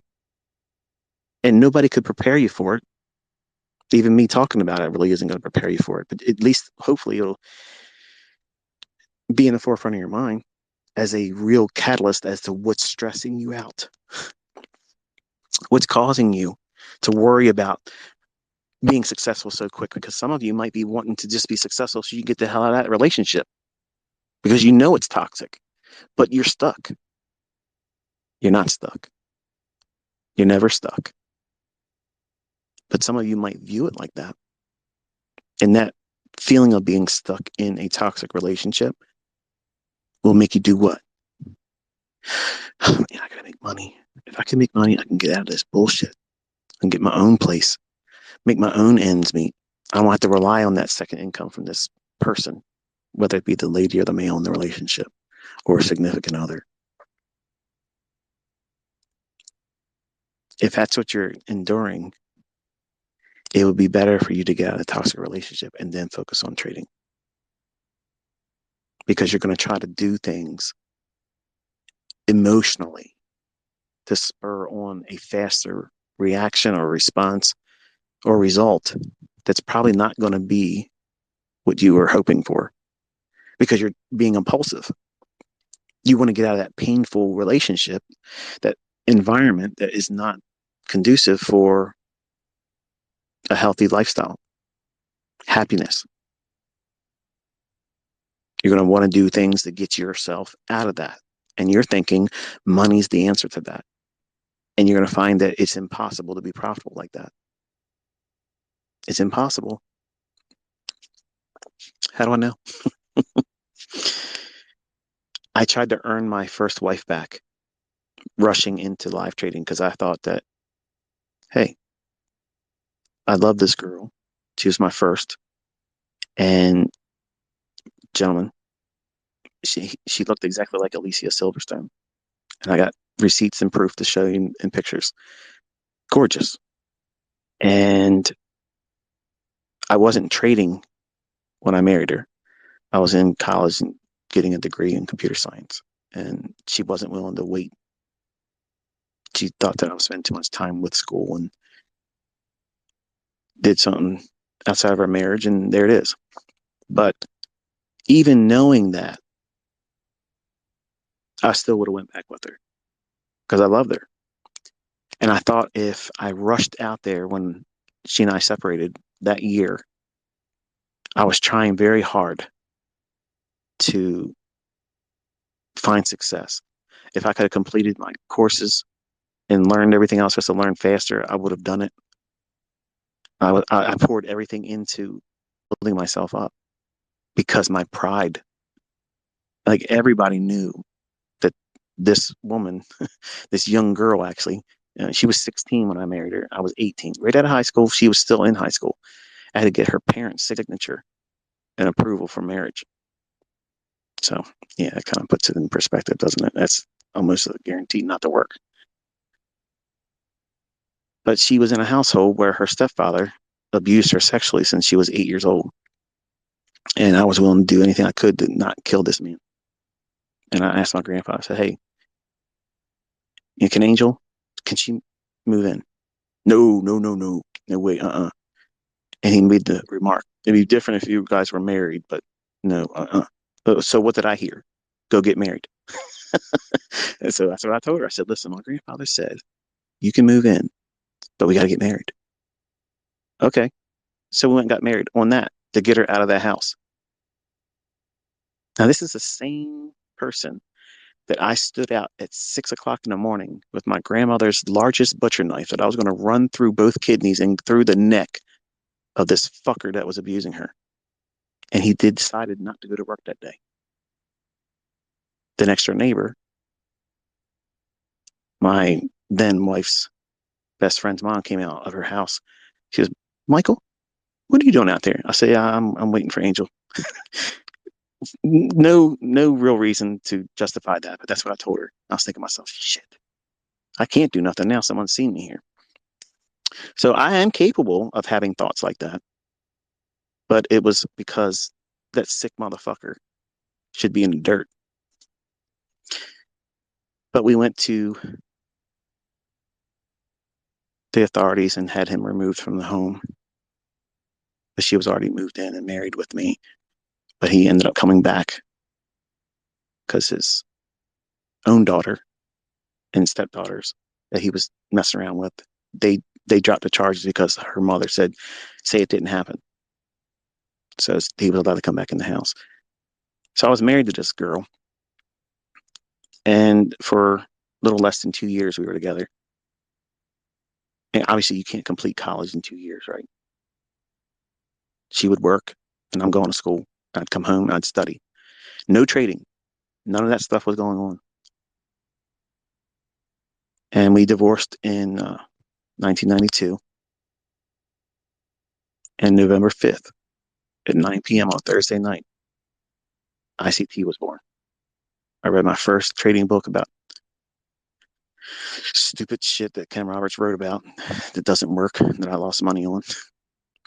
But I was passionate. Like, I was thinking to myself, I'll win her back. I'll win her back. I'll get successful at this. I'll make a lot of money. I'll make a name for myself. And I rushed in multiple times.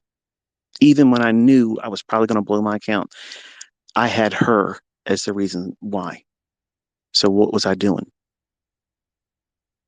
I was trading emotionally. Well intended, but trading emotionally. Trying to make something so unlikely to happen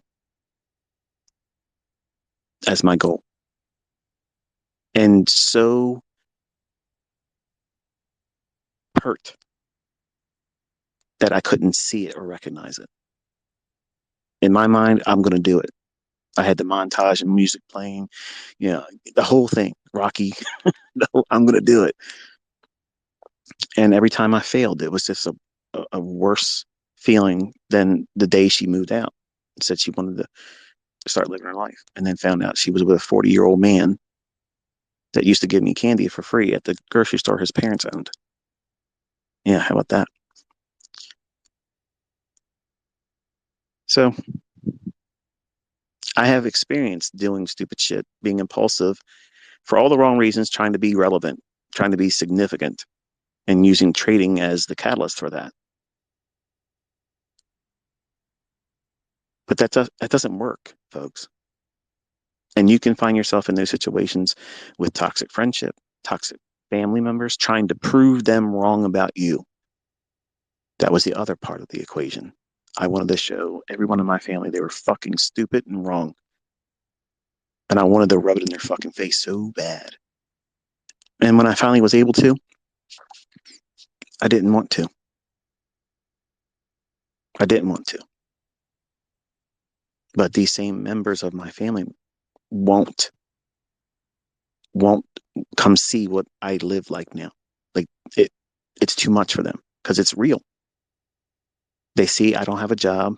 They see I haven't worked in decades. I haven't done anything that requires what they had to do. Now they're retired, obviously, but these same people said that I would have the same shit end jobs that they had to work, and I didn't.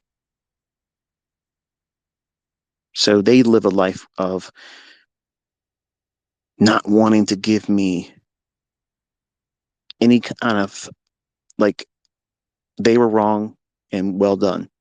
Not that I need that from them. I don't. But when I was younger, I was trying my ass off to be able to prove to them that they were fucking fools. And I was the one that was going to be different. And I was. There's nobody in my family like me. But it wasn't easy, and it didn't come quick. It took a whole lot more time.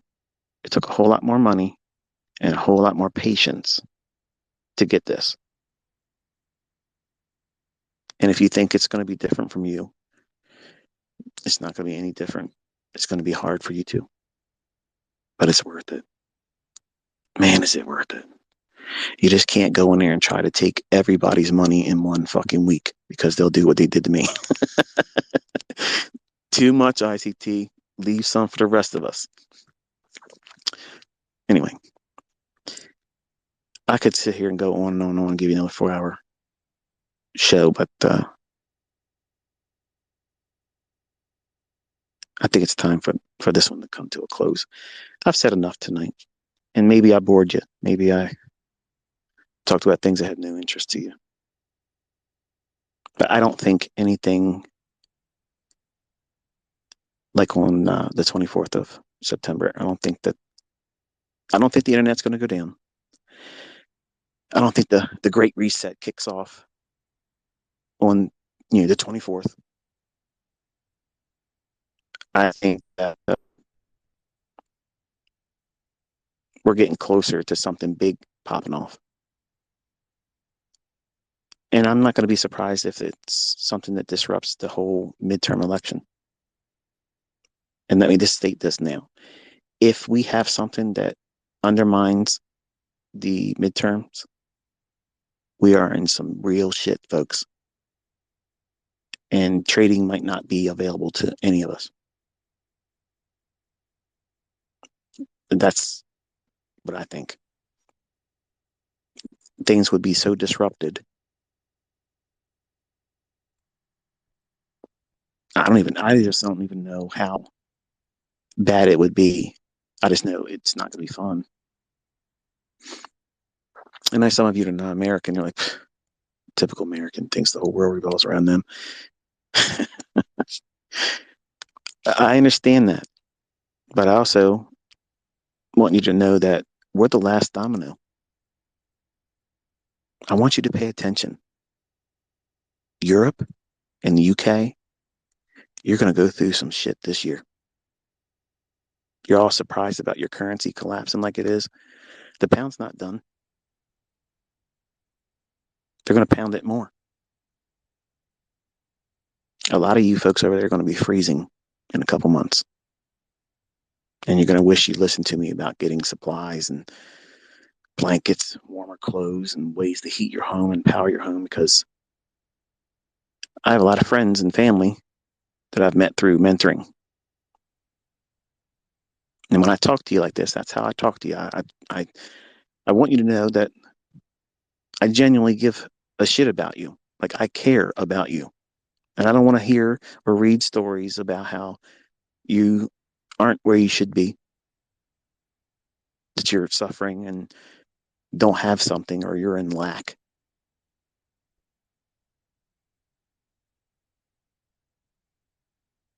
But I've been warning everybody. And I know it sounds like Chicken Little. I know everybody made fun of me on Twitter in 2019. They were talking all their stuff. But look at the world right now. It's going to get worse. And it's going to fall heavily in Europe and UK first.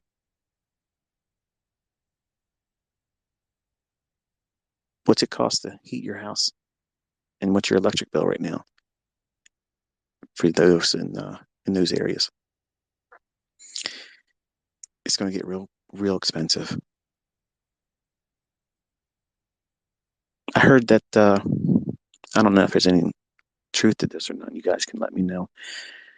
But Germany apparently has announced, starting on October 1st, that their military is going to be in the streets making sure there isn't going to be any riots. Now, if that's true, and I'm not saying that it is because I don't know for certain, but if that's true, makes you wonder, why would they be rioting?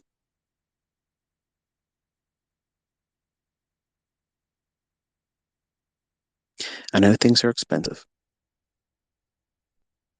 And I know a lot of you think, I don't need to do that right now.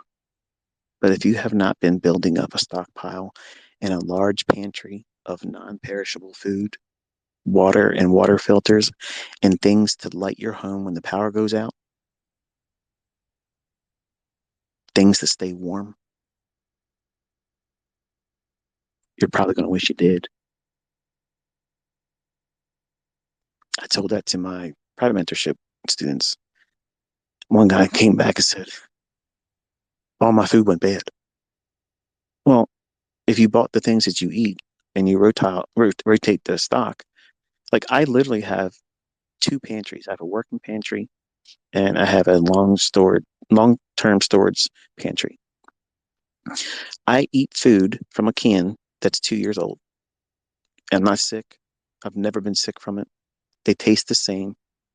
And those dates are meant for you to hurry up and buy more. That's what those are. They're best buy dates. They're not, you eat this, you're dead. It's not like milk. Okay. It's a suggested date on there. And then you can still have it for a week or two, as long as it's kept cold.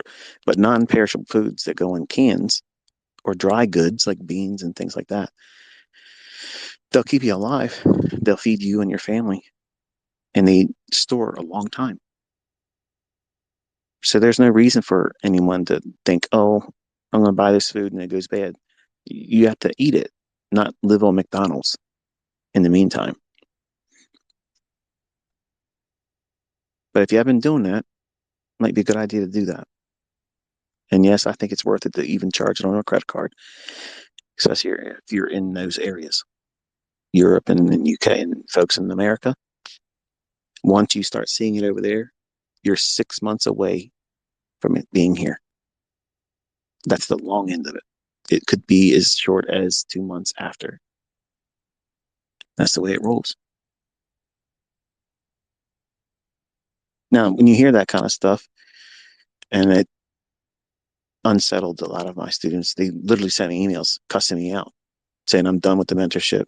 You're a fear porn guy. I'm like, all I want to do is make sure you're prepared. That's all. Like, why was I telling you? I didn't ask you to buy anything from me. I'm not selling you canned goods. But these same people email me later on saying, I wish I would have listened. Everything's so expensive now. My parents, their parents, they're referring to, they can barely feed themselves. And I don't have enough to do my own family and them too. And it's expensive right now. I don't reply to them because what do you say to that? Told you so. And sorry doesn't feel like it is enough.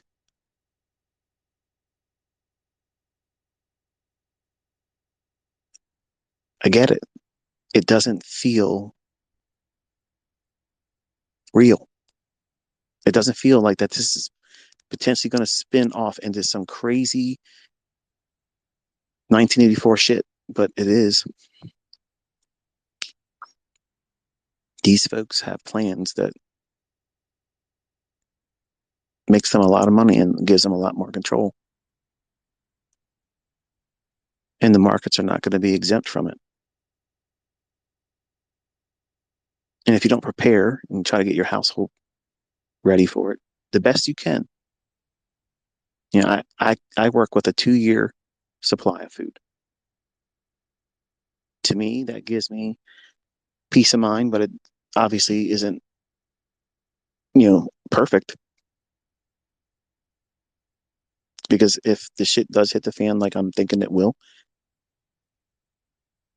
I'm going to be counting down every day. Do I have enough? Do I have enough? Do I have enough? And all the generators I have and all the solar generators and inverters I have, there might be a day where I can't get gas to run those generators. And if I don't get direct sun for a couple days, my solar inverters can't charge up. So I'm stuck with whatever frozen foods. If it's during warmer days, that's subject to waste. I can't eat it all one day. Those are my concerns. Those are the things I think about. And having a lot of money doesn't exempt me from that problem. This stuff's going to touch me just like it's going to touch all of you. I have friends and family that I have to look out for. And a lot of them don't listen, just like some of you don't want to listen. You think this is all bullshit. Before Russia invaded Ukraine, months before it even was talked about, I said it was going to happen. And shit's going to pop off in Taiwan. But the real thing's going to be Iran and Russia working together to drop something in Israel. That's what's coming next. That's the real big thing next. Everything else is a distraction.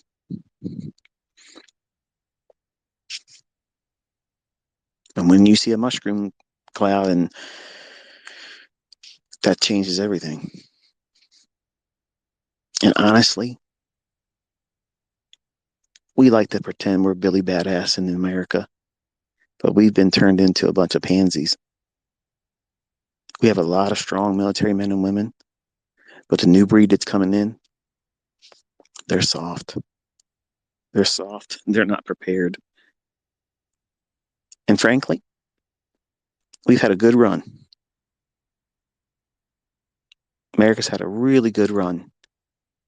And we talk about how nobody would invade us because everybody's got guns and we're surrounded by water on two coasts and we have Canada to the north and Mexico to the south. Well, look at Mexico.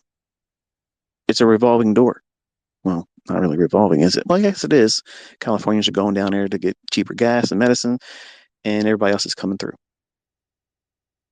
So that really doesn't work well.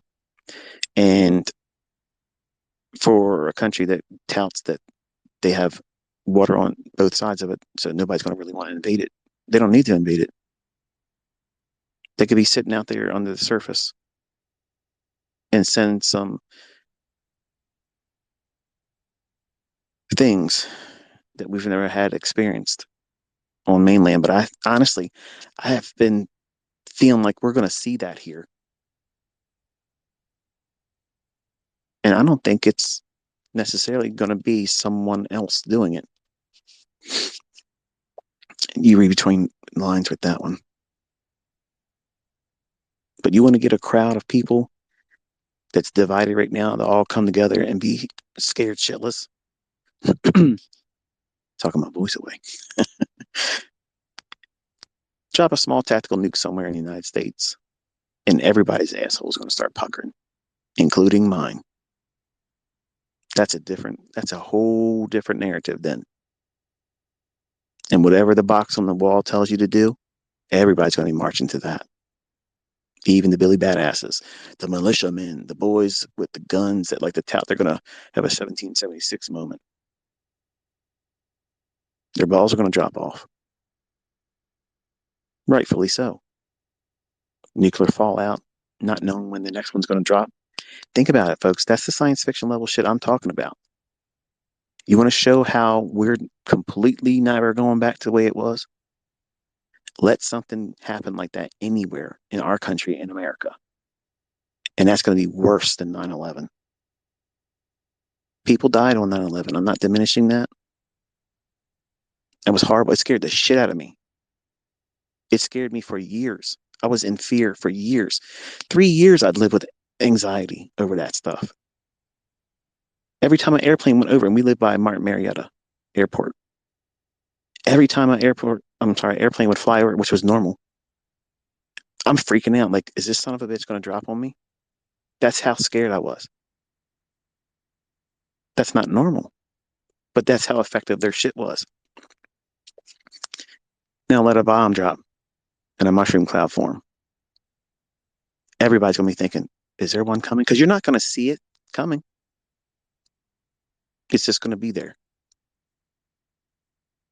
And if the government, the media, the news tells you you got to evacuate, this is going to probably be the next area where it's hit. And you think everybody's going to sit still? Hell no. The highways are going to be packed up, jammed up, looting everywhere. That's what I see coming. And I hope I'm wrong. I want you all to be able to laugh at me and say, man, you're fucking really wrong. But do you have to think about what they've done? They scared everybody into giving up rights, businesses, their jobs, family members. You couldn't go to funerals. You couldn't see relatives over the flu. Mm-hmm. They fucked up our whole global economy. You haven't even seen the real results of all that yet. This little bit of inflation that you're feeling right now, while it sucks, that's just the beginning of it. So how do they get more control? Because there's a lot of people like me and says, fuck you, I'm not taking your vaccine. Not doing it. My daughter took 2 doses of that bullshit against my wishes. I told her, please don't do it. But I'm gonna be honest with you, my daughter's a liberal. And I know some of you may be liberal and you're like, oh fuck you, I'm turning this off. Okay. But when she went to college, they indoctrinated her ass with some stupid ass backwards thinking. She's constantly got nosebleeds now. She gets migraines. She's got issues with her sinuses all the time now. She gets weird rashes on her back and her arms. And I hope and pray in Jesus' name that she does not fall victim to the things that other people have fallen victim to from those things that she's put in her body, thinking she was doing the right thing.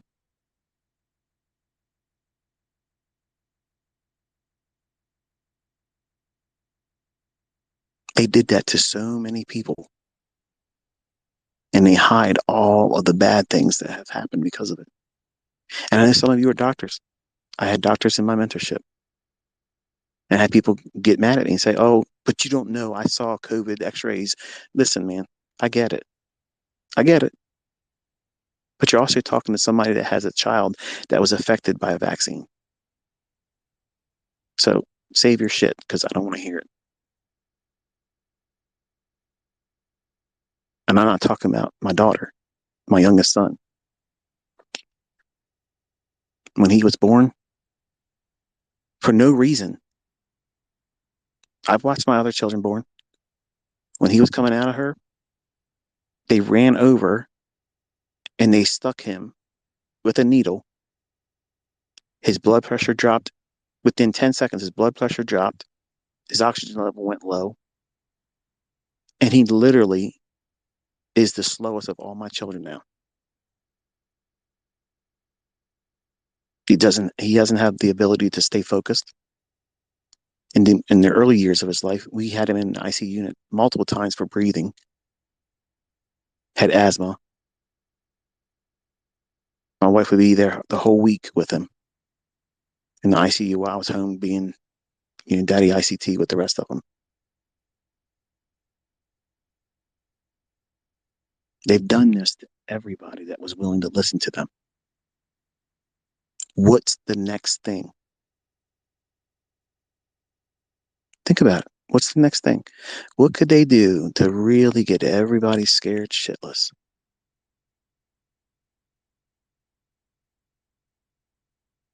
Kind of frightening, isn't it? Because they got to do something bigger, more grandiose. These people are sick. And they're not human. They're monsters. And they don't give a fuck about you.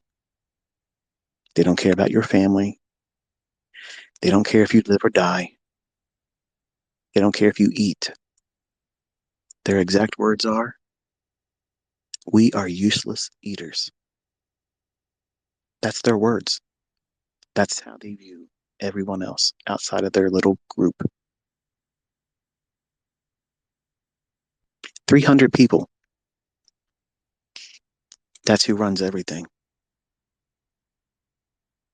300. You can't touch them. You can't see them. And you think it's the people that gets talked about. It's not. It's 300 people, and they pull all the strings.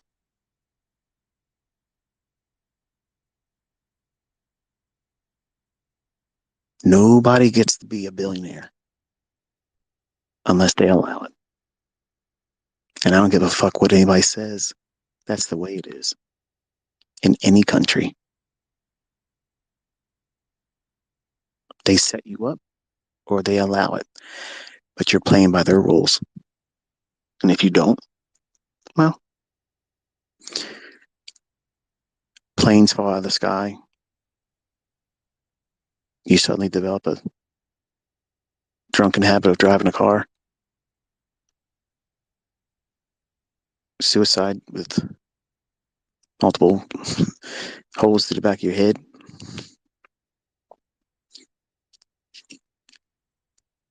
It's not a group of nice people. And they don't care what they have to do. And they know that there's a little bit of time right now They can do everything to speed it all up. Some of you know about Agenda 21 and 2030. There's something in 2025. And they're really, really pushing hard to get that to come together right now. Every country has a puppet in it. See, y'all made fun of America saying, yeah, we go in there, we spread our democracy. We take a ruler out of their country and put in what we want. We were just the hand that did that. The person or the arm that moved us. That's the 300 people. They come together, they make the rules, and they set up people, and they take people down. They run everything. They run the markets. They run all the banks. They own all the conglomerates that own everything. They have their hands in everything.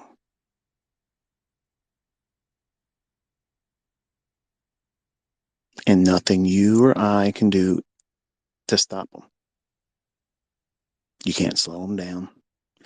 Even if everybody in America said, that's it, we're going to go out in the streets and we're going to stand up again, it isn't going to stop it. Why do you think they're messing with the food?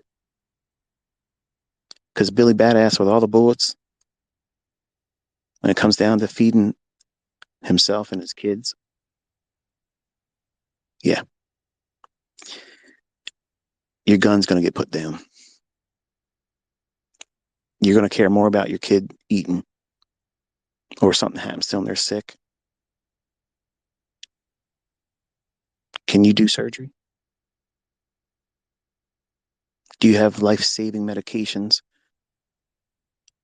to get them over something that you don't see happening right now? Because those same people that are telling their friends and family, let's stand up against the government,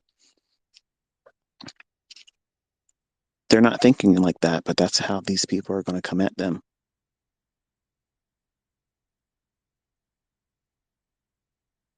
You want to control the people? Control the food.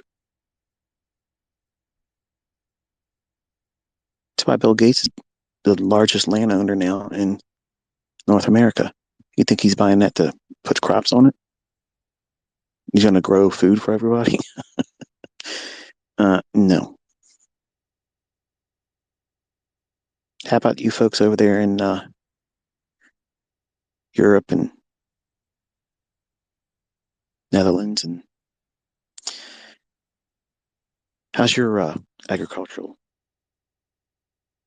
world going along with the World Economic Forum's ideas? Because last time I checked, you all are starting to see the obvious, that many people in America are just ignoring it because we're distracted with our little phones. You're listening to me on it right now. Wishing I could talk about order blocks and trading. And this is the more important thing. Because if you're not prepared for this stuff, you're not going to have the mindset. If we can trade, and I've said this before, there might be a period where the markets are not allowing us to trade. What does that mean? I don't know exactly what that means. I just know that there might be a disruption. They may not be open. They may be taken from us. And my opinion about why can't you download MT4 on Apple, number one, I don't know because I'm not an Apple user. I think they're garbage. I'll never own another Apple device in my life. I moved away from Forex for a reason. I told my students in private mentorship why. And it was met with people saying, this is bullshit. You know, I want to trade Forex. We need to be focusing on Forex. You're welcome to do that. It's moving right now. I call the dollar higher, which means every other currency is going to do what? Go lower. I don't want to be in those markets because I am admittedly afraid that there's going to be a a massive disruption in price. And I don't want to be offside in something like that. Think back to Euro and Swiss. When that was depegged, you're dead. That killed brokerage firms. In instant, they're gone. Wiped out. I don't want to have that kind of stress right now. Too many things juggling and balancing and getting people prepared, and I have a family to worry about. And I'm already wealthy. I don't need to be pushing the envelope for more wealth in trades. I don't need to do that. But I have moved my focus to equities and specifically the stock index futures because that's where, to me, it's obvious. I mean, look what I've been showing you. It's cleaner price action. I trust it. I know it's likely to keep going down. So therefore, if I'm going short, I trust that even if it crashes, that's in my favor. But in Forex, you could have a wild 400 to 1,000 pip swing the opposite direction instantaneously, and then the bottom fall out. Or if you're in a pair that would be inverted, go parabolic against you going up. And I know some of you like to think that, man, I want to get a part of that. You wouldn't be able to trade that. Just like the CPI number, where you see these guys with these demo accounts. Yeah, we traded that. I caught the high tick of that. You're full of shit.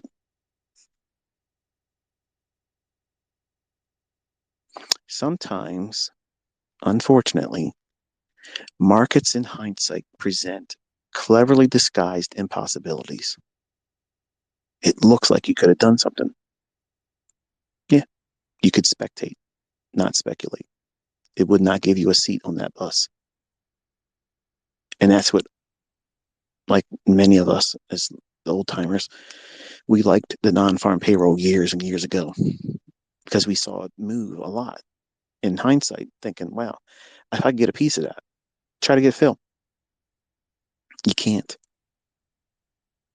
It's kind of like what you watch me trying to do with that $13,000 S&P short today.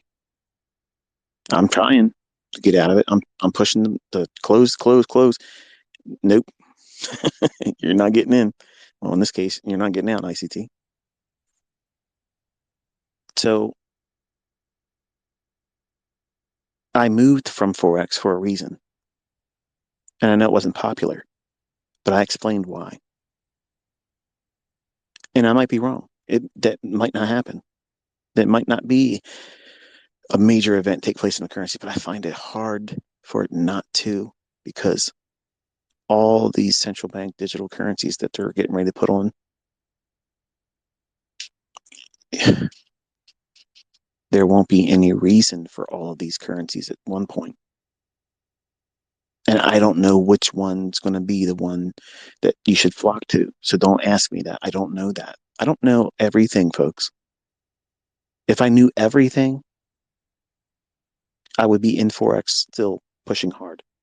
But because I understand that I'm probably going to do something wrong, terribly wrong, at the wrong time, and financially hurt me, that financially hurts my family. And it's going to take me out of my focus. And it's going to be regret because I know better. I feel like I should not be doing it. So I'm not touching it. I know how to trade. I went back to my roots. 1993, I was trading the S&P and the bond market. Those two markets were my markets. That's why you see me doing so well with them, because I know them like the back of my hand. They're very consistent. They understand the understanding rather that I teach through price action. You can see it very easy in those markets because they're professionally traded. Unlike thinner markets, like some currencies and forex pairs, S&P and NASDAQ. Even though NASDAQ can be a little bit wild, they're a little bit more reliable. But even then, they bring with it, like you watched today, you could be right, do everything right. If they don't want you to win, they will prevent it. And again, as a reminder, because of some of you guys, well, maybe it was something with TradingView. No, it made it to the CME. My orders made it to the CME, and they were being rejected.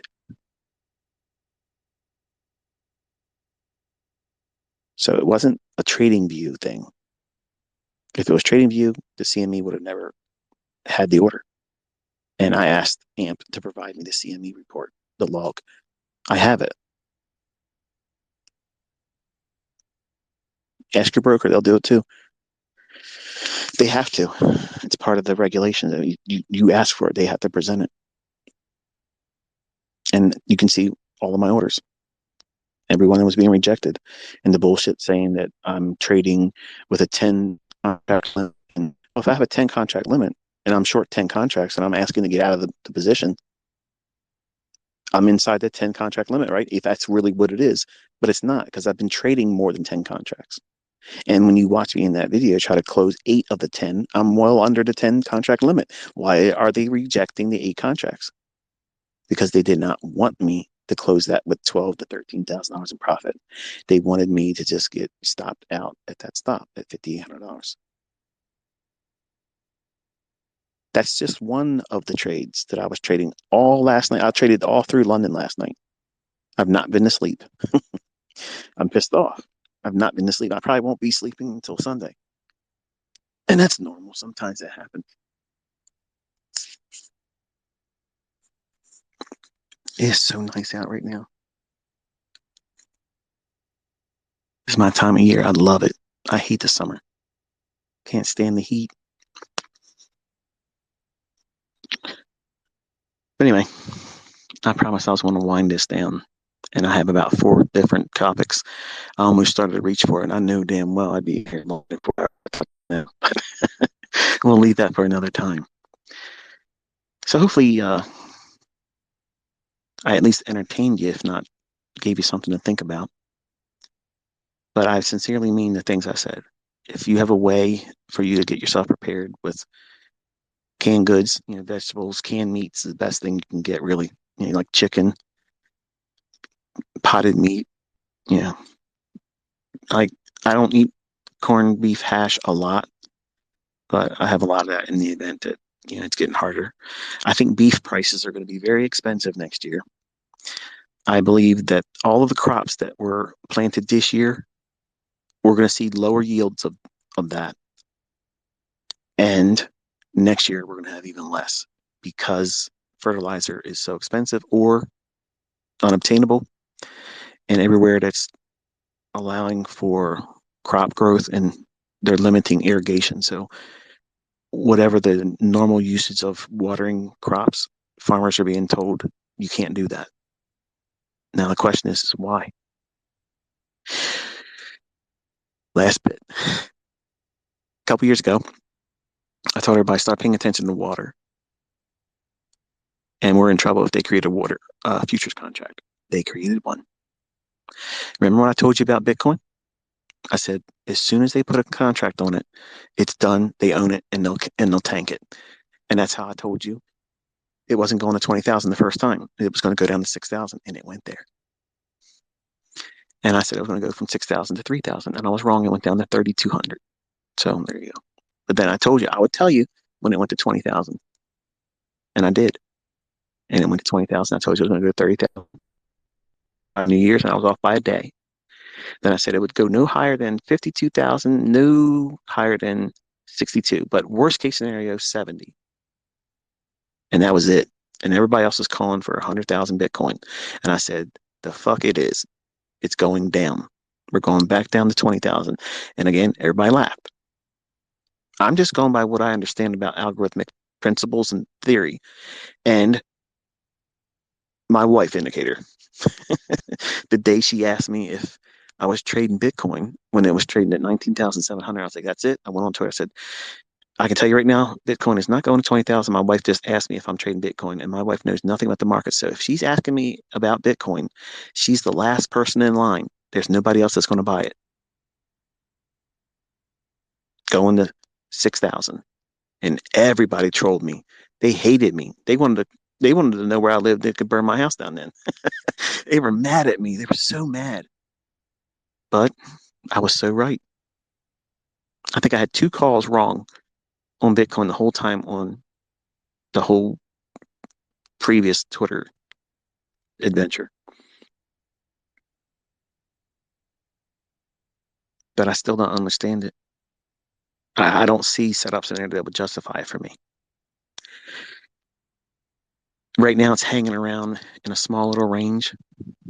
I just see it reaching down below 10,000 again. That's where I see it being drawn to. It makes sense to do it. Everybody thinks it's finding support, and they think that it's going to be the bastion to, endorse if we have a central bank digital currency, you know, overrun with all these different currencies doing it, or if the whole system collapses, this is going to be the savior. It's not. That shit's going down too. In fact, it probably goes down first. It's just to get everybody thinking digitally, thinking about things differently outside of fiat. You think it was the answer to fiat? No, it was the invitation to think outside of fiat. See, I see all these people that even when they were in 2012, I had a guy reach out to me and say, "Hey, look, can you talk to us?" I did some kind of I don't know if it was a podcast you can call that or whatever, but he was like, you should buy Bitcoin and blah, blah, blah. I was like, yeah, I just don't see it. Was I wrong in the grand scheme of things? I guess you could say I was, but I don't give a shit. It could have went to 200,000. I sure as fuck wouldn't be in it and wouldn't be touching it. Perfect example. I had so many people that did it and then they couldn't get their money. They got scammed out of it. And my own son, Cody, he invested in this horse shit. He's got $20,000 worth of horse shit locked up because of the Coinbase stuff. And he's stuck in all that crap. And I told him, don't get in it. It's bullshit. It's rigged. It's the worst kind of rigged there is. And you have no idea how you're going to be treated with taxes. Like it's a mess. Don't get involved in that. Nope. He had to do it his own way. So he lost his money and he's tied up in it. Now here's the kicker. He took a credit card and bought crypto with it. So now he owed a credit card company for that. He sold the car I paid off for him, put all that into ADA and some other shit coins. And it's tanked. And the people he opened up an account with apparently are going through some kind of horseshit bankruptcy or whatever. I don't know, but something's wrong with Coinbase, at my understanding, and that's who he was in with. So everything I warned him about, and every one of you knew not to do it, and the reason why I wasn't going to do it, my oldest boy fell victim to that. So that's why I had to buy him a truck. He picked it out. I didn't take him out there and this is the truck you're going to get. I said, go out, and he wanted the truck so that way he can pull shit around and be a big shot. So he picked out the truck he wanted and I paid for it. He doesn't make payments on it. He already has his own credit. Remember, there's topics I was not going to go down. I'm slowly working my way down them, but I have to get off here. I do want to get out and stretch out. And I have to invert myself again. My spine's a little bit compressed, uncomfortable sitting out here, even though it is pleasantly cool.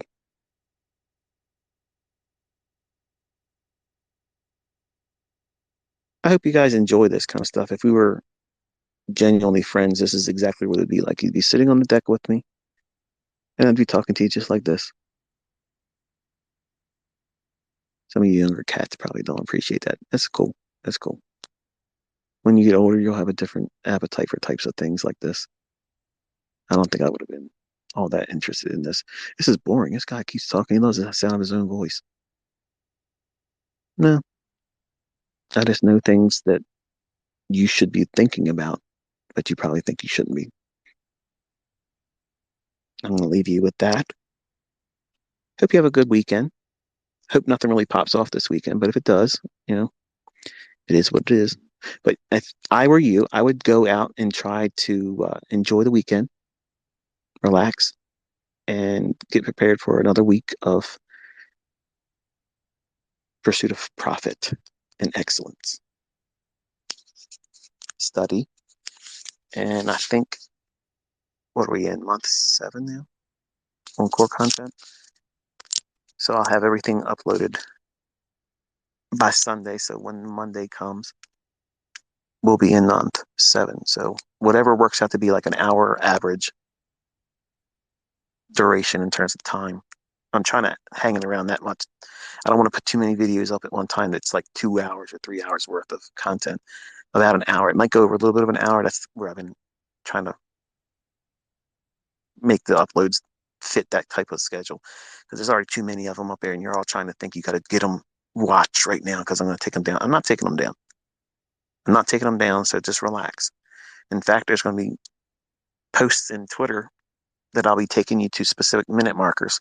So when you click on the link, it'll take you to a specific reference in a video I want you to understand about that's occurring either in a market that I'm trading or a market that you're probably watching in Forex. So that way it's kind of like it takes you right to a specific moment. So that way you know what I'm talking about and match it up to what the market's doing in real time. So it's interactive. You'll know exactly what it is. So you don't need to download the videos. You can, well, maybe let's do it like this. Download the videos. That way you have a copy of it. I don't care that you do that. In fact, do it. But the links on YouTube are going to be useful because even if you download those videos, the links I put up are going to be useless to you because that's not going to take you to the video in your own library downloaded on your computer. It's going to be an interactive approach going forward. So that way, even my private mentorship group will be able to benefit from it as well. And that prevents anyone from selling my stuff because I stuck it in their ass good and deep. Until next time, be safe.